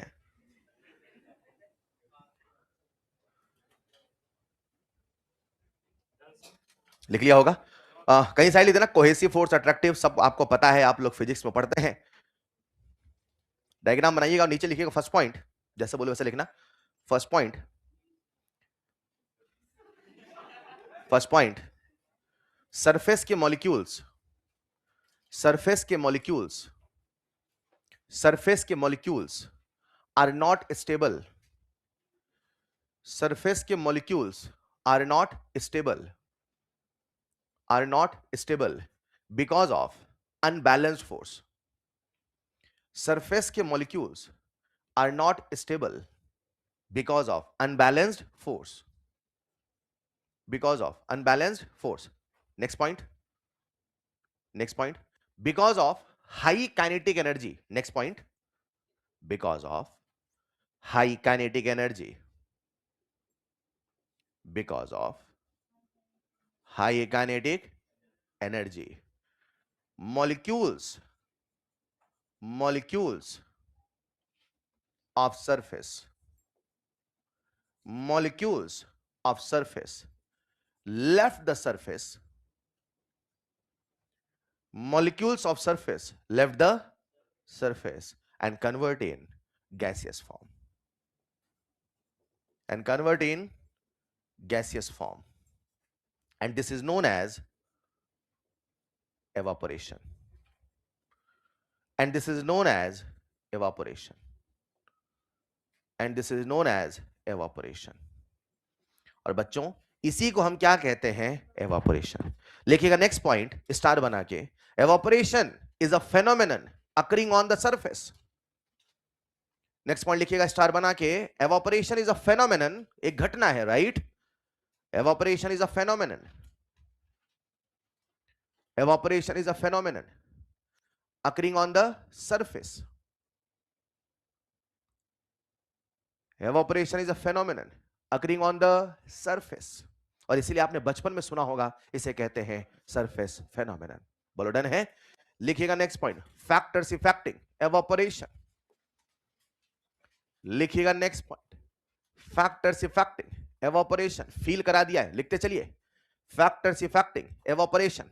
ऐसे कितने फैक्टर हैं जिन पे एवापोरेशन डिपेंड करता है। नंबर 1 सरफेस एरिया, हाँ या ना, लिख लेना सरफेस एरिया, आप पूरा लिखना, मैंने शॉर्ट फॉर्म लिखा है। नंबर 1 सरफेस एरिया, बोलो भाई सरफेस एरिया ज्यादा, रेट ऑफ एवापोरेशन, लिखिएगा सरफेस एरिया ज्यादा, तो रेट ऑफ एवापोरेशन ज्यादा। अरे सुनो ना, क्या क्लास में बैठा हर बच्चा रेट शब्द समझता है? क्या बात है, रेट बोले तो रफ, एक लाइन लिख लेना साइड में बादल बना के, rate of evaporation means, rate of evaporation means, rate of evaporation means molecules leaving the surface, molecules leaving the surface per unit time. समझ गए? तो अपन एक assumption ले लेते हैं, मुझे आगे जो कंसेप्ट समझाना है उसके लिए मान के चलते हैं हर सेकंड में 100 मॉलिक्यूल सरफेस छोड़ के जा रहे हैं. एक सेकंड में कितने गए ऊपर? 100. एक सेकंड में 100. एक सेकंड में, अच्छा फील करना जरा, क्या ये सरफेस है? मान लो एक सेकंड में कितने गए? अब जैसे ही 100 मॉलिक्यूल ऊपर चले गए तो क्या एक नया सरफेस बन गया? क्या फिर से तनाव आया? बोलो ना. फिर से मॉलिक्यूल ऊपर जाएंगे. एक मिनट एक मिनट मिनट, जो नया सरफेस बना क्या वो सरफेस एरिया सेम है? क्या उनके बीच में intermolecular force of attraction same है? अरे मॉलिक्यूल तो वही है. ना सरफेस एरिया बदला, ना टेम्परेचर बदला, ना आईएमएफ बदला, तो अगले सेकंड में 100 ही ऊपर जाएंगे कि 90 के 110 की 100 के 100. यानी जैसे जैसे समय बीतेगा रेट ऑफ एवापोरेशन बदलने वाला नहीं है. ये समझे कि नहीं समझे? कॉपी में लिखिएगा पहले, surface area increases, rate of evaporation increases. Rate of evaporation means, लिख लिया? लिखिएगा दूसरा फैक्टर. दूसरा फैक्टर टेम्परेचर. दूसरा फैक्टर टेम्परेचर. लिख लेना मेरे बच्चों, टेम्परेचर बढ़ेगा तो रेट ऑफ एवापोरेशन भी बढ़ेगा. हां ये सच है मेरे बच्चों कि टेम्परेचर होगा ज्यादा तो एवापोरेशन होगा, तो टेम्परेचर होगा कम तो एवापोरेशन होगा. तो बताओ क्या 100 डिग्री सेल्सियस पे भी होगा एवापोरेशन? 90 पे, 70 पे, 10 पे, 5 पे, 0 पे, -5 पे, -10 पे, -50 पे. क्या कभी आपने फ्रीजर से धुआं उठते हुए देखा है? फ्रीजर में आग नहीं लगी तब भी धुआं आ रहा है. अरे फ्रीजर से धुआं उठते हुए देखा है? बच्चे कई बार कहते क्या पता आग लगी, तो मैंने पहले ही बोल दिया आग नहीं लगी तब भी तो धुआं आ रहा है. वो कहां से आ रहा है? क्योंकि आपने ये जाना है, ये समझा है एवापोरेशन एक सरफेस पे घटने वाली घटना है, और जब तक होगा सरफेस तब तक होगा तनाव, और जब तक होगा तनाव तब तक वो घर छोड़ के जाएंगे. चलेगा? कॉपी में लिखिएगा next point, evaporation occurs at all temperature. Evaporation occurs at all temperature. Evaporation occurs at all temperature. evaporation her temperature पे होता है. हाँ हाँ, कभी ज्यादा तो कभी कम होता है. क्या ये समझे आप? मतलब अगर टेम्परेचर -5 डिग्री सेल्सियस है, बर्फ बन चुका है, तब भी मॉलिक्यूल सरफेस छोड़ के जा रहा है. कैसे जाएगा हम लोग आगे पढ़ेंगे, फ्रीजिंग पॉइंट वगैरह, वहां इसको और फील कराऊंगा. अब इतना समझना कि एवापोरेशन एक ऐसी घटना है जो सरफेस से होती है, और जब तक सरफेस होगा तब तक घटना घटेगी, कभी ज्यादा कभी कम होगा. कभी एक सेकंड में 100 गए तो टेम्परेचर कम करने पे 10 जाएंगे, 2 जाएंगे, 1 जाएंगे, मगर जाएगा जरूर. चलेगा? लिखिएगा नेक्स्ट फैक्टर आईएमएफ. आईएमएफ का मतलब क्या है? हाँ लिख लेंगे, इंटरमॉलिक्यूलर फोर्स. कई बार बच्चे बचपन में एसएसटी में पढ़े होते हैं, इंटरनेशनल मॉनेटरी फंड, ये वो नहीं है बेटा. Intermolecular force, intermolecular force. तो बताइए साहब, आईएमएफ होगा ज्यादा, एक बार हाथ से फील कर लो, आईएमएफ ज्यादा मतलब, हाँ जैसे जो लो आजा, आईएमएफ ज्यादा, ये ज्यादा आईएमएफ है, कुछ तो करो. आईएमएफ होगा ज्यादा, आईएमएफ होगा तो उड़ना होगा, आईएमएफ होगा ज्यादा तो एवापोरेशन होगा कम. बोलो डन. चलिए साहब, यार हम समझने क्या वाले थे? Vapour pressure. और हमने क्या क्या समझ डाला, अभी वेपर प्रेशर नहीं समझा. अगर आप वोलेटाइल समझ चुके हैं, अगर आप एवापोरेशन समझ चुके हैं, तो मैं आपको वो समझा पाऊंगा जो समझाने वाला था, that is vapour pressure. Copy में लिखिएगा थर्ड पॉइंट, वेपर प्रेशर. अच्छा, वेपर प्रेशर समझने के पहले, अभी जब एवापोरेशन हो रहा था वो बर्तन था खुला, कैसा था? अब मैं यहां से एक बंद बर्तन लूंगा और पूरे चैप्टर में बंद ही रहेगा, खुलेगा चैप्टर खत्म होने के बाद.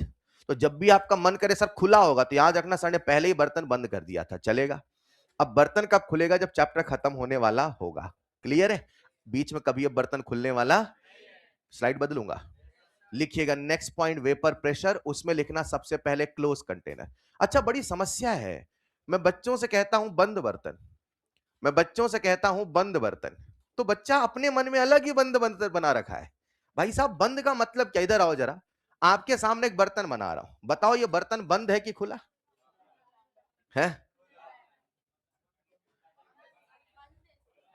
बंद है। अरे अभी तो खुला है यार, लो इधर आओ, क्या करते हो इतने, मतलब अपने आंसर पे इतने कैसे डाउट आपको आ सकते हैं यार, क्या कर रहे हो आप? हैं, अब बताओ। हाँ अब वेरी गुड बेटा, है ना? ठीक है ठीक है, क्या अब ये बर्तन बंद है? इतना तो आप समझते हो। अब आपके साथ समस्या क्या है कि वो एग्जामिनर इतना चालाक है, वो आपको ऐसे बर्तन देगा तो बच्चा कहता बर्तन खुला है, हाँ भाई ये तो खुला है, वो इसके ऊपर ऐसे लिड लगा देगा और ऐसे करके बच्चा कह रहा खुला बर्तन है, भाई ये खुला है क्या? तो ये समझिए कि ऐसे भी बंद होता है और ऐसे भी बंद होता है, नहीं चलेगा। फिर तो बच्चा मुझसे कहता है तो ऐसे तो सर दुनिया में हर बर्तन बंद है। मैंने कहा कैसे सर, हर वक्त यूनिवर्स की एक हर, ऐसा तो नहीं है। समझिएगा, अगर आप ऐसा सोच रहे हैं कि साहब ये बंद बर्तन का मतलब, तो आपको समझना है when I am saying close system, when I am saying बंद बर्तन, उसका मतलब ये है कि वो एक पर्टिकुलर रीजन में हो, चलेगा। ऐसा ना हो कि वो एटमॉस्फेयर के मॉलिक्यूल के साथ एक्सचेंज कर रहे हैं। ये शब्द है थर्मोडायनेमिक्स का, जहां क्लोज सिस्टम का मतलब होता है कि मैटर का एक्सचेंज नहीं होना चाहिए, चलेगा। तो लिखिएगा पहले क्लोज कंटेनर बना लो, वरना बाद में कहोगे सर ये बंद कैसे है। लिख लो जरा क्लोज, तो जब भी सवाल बोले क्लोज कंटेनर, तो आपके मन में पहले आ जाए हाँ एक तो ढक्कन वाला बर्तन है, और ढक्कन अगर ऐसा नहीं ऐसा है तो भी इसे क्लोज माना जाएगा। क्लियर? अब हम बर्तन बंद कर देते हैं, अब देखते हैं क्या होता है। मुझे एक बार फिर से आपका फील चाहिए होगा, मैं नेक्स्ट स्लाइड में चलूंगा, और अगला जो डायग्राम बना रहा हूं अच्छे से बनाना है। मैं वेपर प्रेशर समझाने वाला हूं और ध्यान से समझिएगा, पहले ध्यान से समझेंगे बाद में लिखेंगे। बदल दो स्लाइड। तो प्यारे बच्चों, हमने एक बंद बर्तन लिया और उस बंद बर्तन में हमने भर दिया पानी। क्या भर दिया? लेट्स से मैंने एक बर्तन लिया बंद, और बंद बर्तन में हमने भर दिया पानी। ये बर्तन है और बर्तन में हमने क्या भर दिया? पानी। तो आपके सामने, कोई लिखेगा नहीं प्लीज आ जाना, आपके सामने 3 स्लाइड है, नंबर 1, नंबर 2, नंबर 3। एक में चल रहा है इंटरमॉलिक्यूलर लेवल का फील, ये ऐसा फील होगा जो हम बिल्कुल तह तक जाके समझेंगे चीजें क्या हो रही। और अगला इसी का एंगल होगा ग्राफिकल, आपको पता है हर चीज हम ग्राफ बना के पढ़ते हैं, यहां उसी चीज को मैं समझाऊंगा ग्राफ से। कैसे समझाऊंगा? और यहां आपके सामने एक रिएक्शन हो रही होगी, तो 3 चीजें चल रही है, और जो रिएक्शन मैं आपके सामने लिख रहा हूं, हमने बर्तन में भरा है पानी। क्या भरा है? यानी H2O, H2O, H2O, चलेगा। आइए साहब, हमने लिया बर्तन, क्या लिया? अब बर्तन खुला है कि बंद? और इसमें हमने भर दिया पानी। क्या भरा? पूरी क्लास क्या भरा है? नीला है आसमान और नीला है, क्या आपको यहां पानी नजर आ रहा है? अच्छा ये बताओ मेरे बच्चों, सबको जवाब देना है, मुझे बताओ पानी का मॉलिक्यूल सरफेस में होगा, बल्क में, कि हर जगह? क्या यहां पे भी पानी होगा? क्या बल्क में भी पानी होगा? अच्छा बताओ जीवन में तनाव कहां है, सरफेस में कि बल्क में? तो क्या सरफेस के मॉलिक्यूल भी खुशियां पाना चाहेंगे? क्या वो भी अपने आप को डॉक्टर बनाना चाहेंगे? क्या वो मॉलिक्यूल सरफेस छोड़ के जाना चाहेंगे? बोलो ना यार। ये मॉलिक्यूल सरफेस छोड़ के जाते हैं, और 1 सेकंड में कितने जाते हैं? 100। 1 सेकंड में कितने गए? 100। तो मान लेते हैं यहाँ पे 100 के 100 मॉलिक्यूल प्यारे बच्चों ऊपर पहुंच गए, मान लो। अरे मान लो यार, कितने मॉलिक्यूल ऊपर पहुंच गए? क्या ये मॉलिक्यूल सरफेस छोड़ के ऊपर गए? क्योंकि जीवन में तनाव था। अरे बोलो यार, तो क्या वो तनाव खत्म हो चुका है? क्या अब जीवन में खुशी आ चुकी है? अब सरफेस छोड़ के, घर छोड़ के तो बाहर आते हैं, लेकिन जैसे बाहर जाते हैं, अच्छा ऊपर गैसेस के मॉलिक्यूल है कि लिक्विड के? अच्छा गैसेस के पास एनर्जी है कि नहीं है? अच्छा गैसेस के पास एनर्जी है तो शांति से बैठेंगे, टकराएंगे? अच्छा क्या उसी मोशन का नाम रैंडम मोशन है? अच्छा क्या मॉलिक्यूल आपस में टक्कर होगी तो क्या टक्कर में एनर्जी का लॉस होगा? टक्कर में एनर्जी का लॉस होगा? कभी खुद को से टकरा के देखना, एनर्जी का लॉस होगा, राइट? तो जब भी टक्कर होती, खुद पे आता तुरंत समझ में आता है। जैसे ही, अरे बोलो ना यार, जैसे मॉलिक्यूल के बीच में कॉलिजन होगा तो क्या कॉलिजन में एनर्जी का लॉस होगा? अरे बोलो यार। और अगर कॉलिजन में एनर्जी का लॉस होगा तो ये मॉलिक्यूल जिस एनर्जी से आए थे जुलाई में, उसी एनर्जी से दिसंबर में होंगे, एनर्जी कम होगी। ऑफ कोर्स, बिकॉज लॉस हो चुका है कई बार पेपर में। हाँ या ना? अब उनकी जो एनर्जी है उतनी नहीं है जितनी पहले थी। अरे बोलो यार, घर छोड़ के तो आए तो भाई साहब जोश और जुनून, हाँ या ना? Yes yes I can I will. अब I don't know who will, हाँ खैर। अब सुनिएगा, अब आपके सामने सारे के सारे मॉलिक्यूल है, हाँ या ना? क्या इनके पास काइनेटिक एनर्जी ज्यादा है? क्या ये आपस में टकराएंगे तो क्या एनर्जी का लॉस होने लगेगा? अच्छा आपस में भी टकराएंगे, सरफेस में भी टकराएंगे, एनर्जी का लॉस होने लग जाएगा। और जैसे एनर्जी का लॉस होने लग जाएगा, ये मॉलिक्यूल जो हाई एनर्जी पे थे धीरे धीरे कम होने लगे। और जैसी एनर्जी कम होगी, पानी को फिर याद आएगा, मैं भी पानी। और क्या दोनों के बीच में कोहेसिव फोर्स था? वो तो हाई एनर्जी के चक्कर में फोर्स ऑफ अट्रैक्शन नहीं आ रहा था। लेकिन जैसे एनर्जी कम होने लगी, जैसे एनर्जी कम होने लगे, तो पानी कहेगा मैं भी पानी, और अरे बोलो हाँ या ना। अब ये जो मॉलिक्यूल आपको सरफेस के ऊपर दिख रहे हैं, मुझे बताओ इनके पास वही एनर्जी की एनर्जी पहले से कम है। तो जब एनर्जी पहले से कम है, सुन रहे हो ना यार, जब एनर्जी पहले से कम है तो क्या इनके बीच में फोर्स ऑफ अट्रैक्शन बढ़ेगा? अरे बोलो भाई, क्या ये मॉलिक्यूल जैसे फोर्स ऑफ अट्रैक्शन बढ़ेगा, because of that original cohesive force, क्या फिर से पानी होने लगेंगे? तो पानी कहेगा पानी से मैं भी पानी, तू भी पानी, चल हो जाए एक बार फिर से। अब ये पानी पानी जैसे होने लगेंगे तो क्या H2O लिक्विड जो H2O गैस बन के सरफेस छोड़ के गया था, बोले हट दुनिया में कुछ करके आऊंगा, यस और नो? क्या पहले इसका एवापोरेशन हो रहा था? लेकिन जैसे ही ऊपर जाके सरफेस से टकराएगा, आपस में टकराए के एनर्जी का लॉस होगा। तो जब एनर्जी का लॉस होगा तो क्या एनर्जी घटेगी, तो क्या फिर से लिक्विड बनेगा? क्या ये धीरे धीरे बैकवर्ड आएगा? क्या बैकवर्ड का नाम ही कंडेंसेशन है? अरे बोलो ना यार। बोले भाई साहब बहुत संघर्ष से कोटा से है ना, अब वो कहेगा चलो घर चले, यस और नो? लेकिन जैसे वो घर आएगा, जैसे ही अंदर आएगा, तो क्या मेरे प्यारे बच्चों यहाँ पे जब लिक्विड नीचे आएगा, इसी प्रोसेस क्या नाम बताया आपने? कंडेंसेशन। क्या बताया? अच्छा, 1 सेकंड में कितने छोड़ के गए थे? तो सारे के सारे एक बार में वापस आएंगे क्या? कुछ तो कहेंगे नहीं मार्च तक, हाँ या ना? कुछ तो कहेंगे अब मई तक, यस और no? Everyone have different capacity. कुछ तो दिवाली में भैया हो गया हमारा, सबका अलग अलग होता है, राइट? तो जितने गए थे उतने तो आने वाले। मतलब रेट ऑफ एवापोरेशन जिस रफ्तार से हुआ था, उसी रफ्तार से कंडेंसेशन होने वाला। क्या सबसे पहले पहले कोई एक लौटेगा, फिर 2, फिर 3, फिर 4 एंड सो ऑन, राइट? रुकिएगा जरा, 1 सेकंड में कितने गए, अगले सेकंड में, अगले सेकंड में। जैसे जैसे समय बीत रहा है, वैसे वैसे रेट ऑफ एवापोरेशन बदलने वाला। न टेम्परेचर बदला, न सरफेस एरिया बदला, न सरफेस एरिया बदला, न टेम्परेचर बदला, न आईएमएफ बदला। कितने फैक्टर थे? न सरफेस एरिया बदला, तो रेट ऑफ एवापोरेशन बदलने वाला। यानी जैसे जैसे समय बीतता, रेट ऑफ एवापोरेशन वही रहेगा कि बदलेगा? रेट ऑफ एवापोरेशन तो वही रहेगा, तो ऐसे कांस्टेंट बना दूं? ये जो ग्राफ मैं आपके सामने बना रहा हूं, ये ग्राफ है रेट ऑफ एवापोरेशन का, बोलो यस। समय बीतता जाएगा, समय बीतता, रेट ऑफ एवापोरेशन बदलने वाला। मगर जो रेट ऑफ कंडेंसेशन है वो कांस्टेंट चलेगा कि जीरो से शुरू होगा? अरे पहली बार तो कोई एक आएगा, बोलो ना यार। क्या रेट ऑफ कंडेंसेशन T बराबर जीरो से जीरो शुरू होगा? अब फील करना फिर से, पहली बार में कितने गए, कितने गए? मान लो 10 आए, एक साथ तो 10 नहीं आएंगे, पर एक एक करके 10 आ गए। कितने आ गए? फिर से कितने गए? नीचे आए, अगले सेकंड में ऊपर कितने बचे थे? यहां भी मैथ आ गई सर। एक एक करके आप आगे चल रहे हो बेटा, मैं इतना तेज नहीं चलता हूं। हाँ, ऊपर कितने गए थे? 100। नीचे कितने आए? ऊपर कितने बचे? फिर से कितने गए? तो 100 + 90। क्या ऊपर पॉपुलेशन ज्यादा हो गई? कहां 10 लाख बच्चे, 15, 18, 23, 25, हाँ या ना? समझ पा रहे हैं क्या? क्या ऊपर पॉपुलेशन ज्यादा हो रही है? जब पॉपुलेशन होगा ज्यादा, जब पॉपुलेशन होगा, सुनो ना, जब पॉपुलेशन होगा तो क्या स्ट्रगल भी ज्यादा होगा, टक्कर भी ज्यादा होगा, लॉस भी ज्यादा होगा, मॉलिक्यूल पास पास भी होंगे, अट्रैक्शन भी ज्यादा होगा। जिस रफ्तार से कंडेंसेशन पहले था वही रफ्तार होगा, रफ्तार ज्यादा होगा। यानी पहली बार में कितने वापस आए थे? अब अगली बार में 10 ही आएंगे, 10 से ज्यादा, लेट से 20, लेट से, फील करिएगा, पहले कितने गए थे? 100। नीचे आए 100, 20, अब 20 हो गए बेटा। फिर कितने गए? अब कितने आए? 100, 100, 100, 100, सीधे 100 पहुंच जाओ ना यार। 100 नहीं समझे? कभी न कभी तो ऐसा होगा कि जितने ऊपर जाएं उतने ही लौट के, कि नहीं होगा? तो ये आपको पता है दुनिया की हर रिवर्सिबल रिएक्शन चलती ही इसीलिए है, और चलती ही तभी तक है जब तक उसके जीवन में इक्विलिब्रियम ना आ जाए। क्या आप सबके सामने H2O लिक्विड से H2O गैस बन रहा है? क्या ये फॉरवर्ड है या बैकवर्ड है? एक समय ऐसा जब रेट ऑफ, या मैं और सरल भाषा में कह दूं, when the rate of eva becomes equal to rate of conden, ऐसा कभी न कभी होगा कि नहीं होगा? और जब rate of evaporation rate of condensation के बराबर हो, तो जितना ऊपर जाएगा, जितना ऊपर उतना ही नीचे। एक समय ऐसा जब दोनों का रेट इक्वल हो, वही इक्विलिब्रियम है। क्या ये वाला जो पॉइंट है, मैं कह दूं इक्विलिब्रियम चलेगा? ये है टी इक्विलिब्रियम, यस। कभी न कभी तो इक्विलिब्रियम आएगा।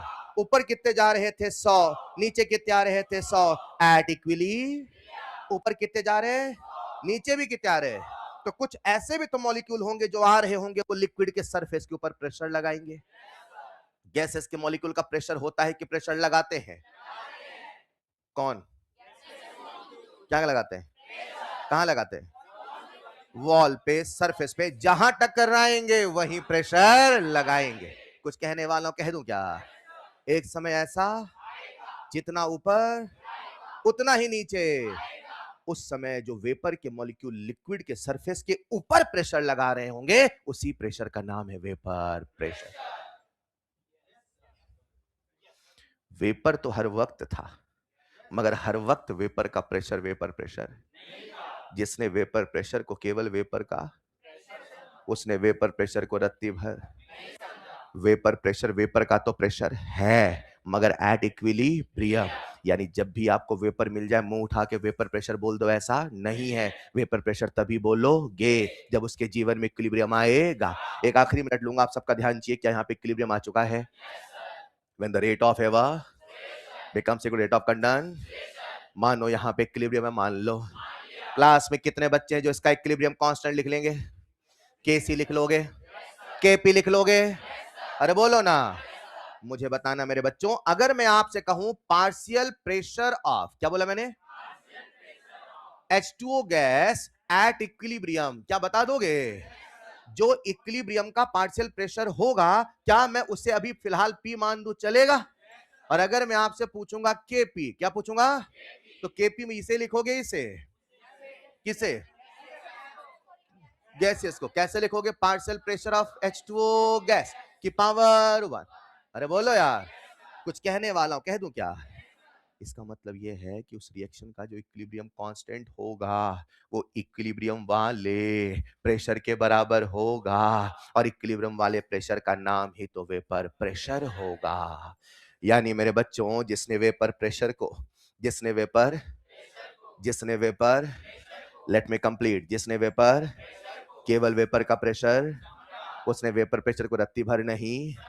वेपर प्रेशर वेपर का तो प्रेशर है, मगर उस समय का जब जीवन में इक्विलिब्रियम आएगा, वेपर का मॉलिक्यूल जो लिक्विड सरफेस के ऊपर प्रेशर लगाए, वही वेपर प्रेशर कहलाए। टेक्निकली जो वेपर प्रेशर है, वह अपने आप में इक्विलिब्रियम कांस्टेंट के बराबर है। बोलो हाँ या ना?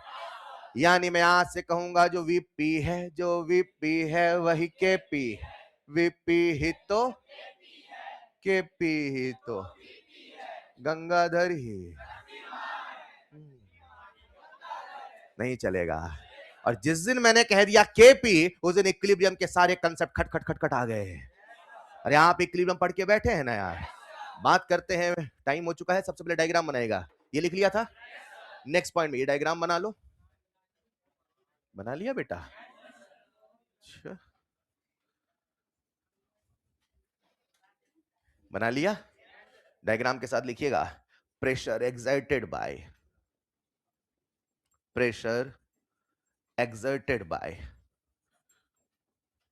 Vapour molecules, pressure exerted by vapor molecules above the liquid surface.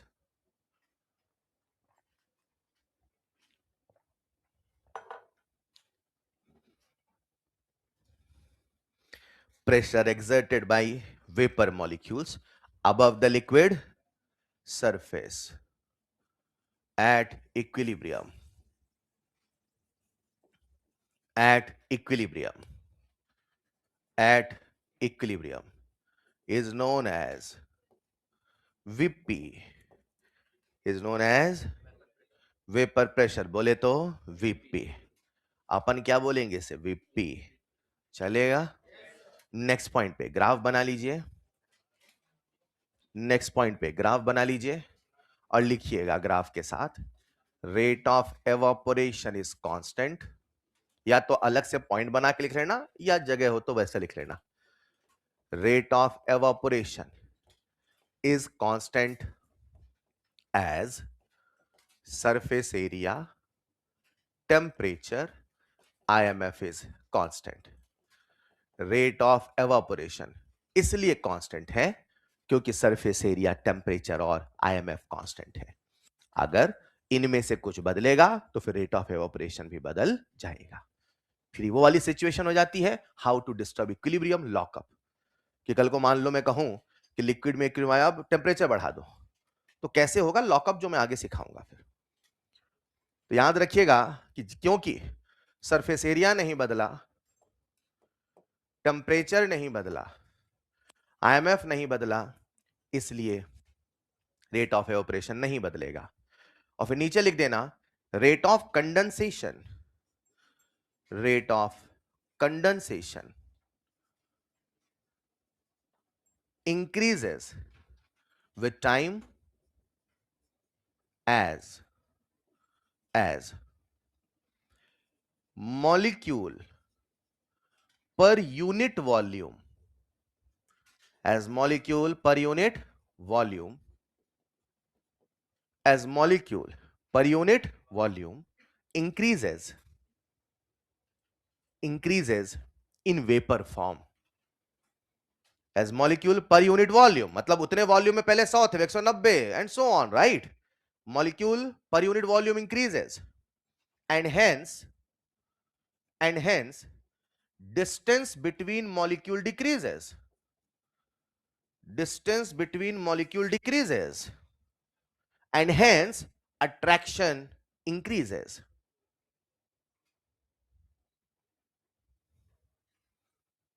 सुन के लिखो, and hence distance between molecule, ठीक है ना यार, and hence attraction increases. चलेगा? तो कई बार एआर में आता है कि भैया ऐसा क्यों हो रहा है। याद रखिएगा कि रेट ऑफ कंडेंसेशन समय के साथ बढ़ रहा है मगर रेट ऑफ एवापोरेशन समय के साथ बदलता नहीं है, और वो भी कंडीशन क्योंकि ऐसे टेम्परेचर और आईएमएफ बदला नहीं। क्लियर है भाई? डायग्राम बना लिया? नेक्स्ट पॉइंट पे रिएक्शन लिख लेना। H2O लिक्विड से बना, H2O गैस, और कहीं साइड में स्टार बना के लिख देना वीपी ही तो केपी है। और जिस दिन मैंने ये कहा ना बच्चों, उस दिन मैंने बहुत कुछ कह दिया। कुछ ऐसा है कि मैंने गागर में सागर भर दिया। You understand? गागर में सागर, गागर मटके को गागर, गगरी, राइट? हाँ, उसे गागर कहते हैं, मतलब मटके को, है ना? तो गागर में सागर भरना एक मुहावरा है। जैसे एक मुहावरा है ना, भैंस के आगे बीन बजाना, वैसे ही मुहावरा बोल रहा हूं यार मैं आपको जो भी। हाँ हाँ हाँ।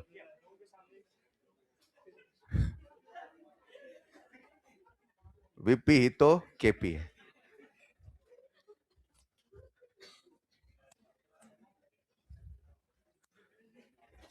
है?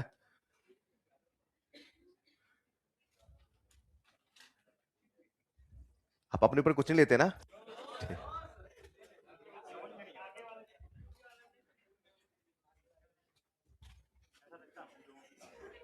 है?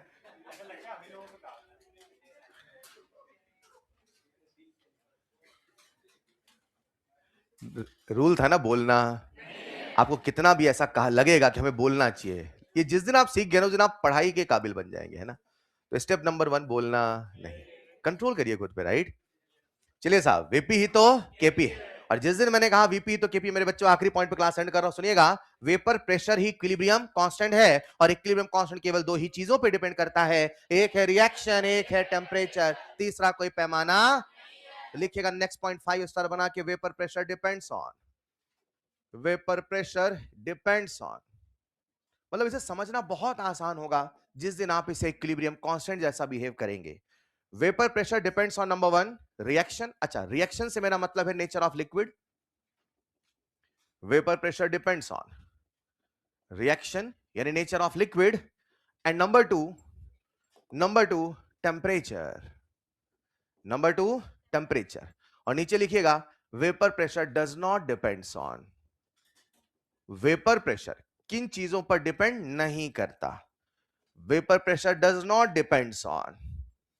तो जैसा कि आप जानते हैं इक्विलिब्रियम कांस्टेंट इन दोनों के अलावा तीसरा कोई फैक्टर, यानी कंसंट्रेशन के बदलने, प्रेशर के बदलने, बर्तन के बदलने, हवाओं के फिजाओं के चलने, केपी या वीपी बदलने वाला नहीं है।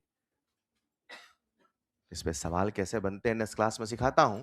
Shape and size of container and dot dot dot dot dot. कुल कितने फैक्टर है? 2। एक है रिएक्शन और एक है टेम्परेचर, तीसरा कोई पैमाना नहीं। याद रहेगा। इक्विलिब्रियम कांस्टेंट जैसे आखिरी तक तो नहीं सीख पाओगे, हाँ सर 2 ही फैक्टर थे। अब इसी कितने फैक्टर हैं? 2।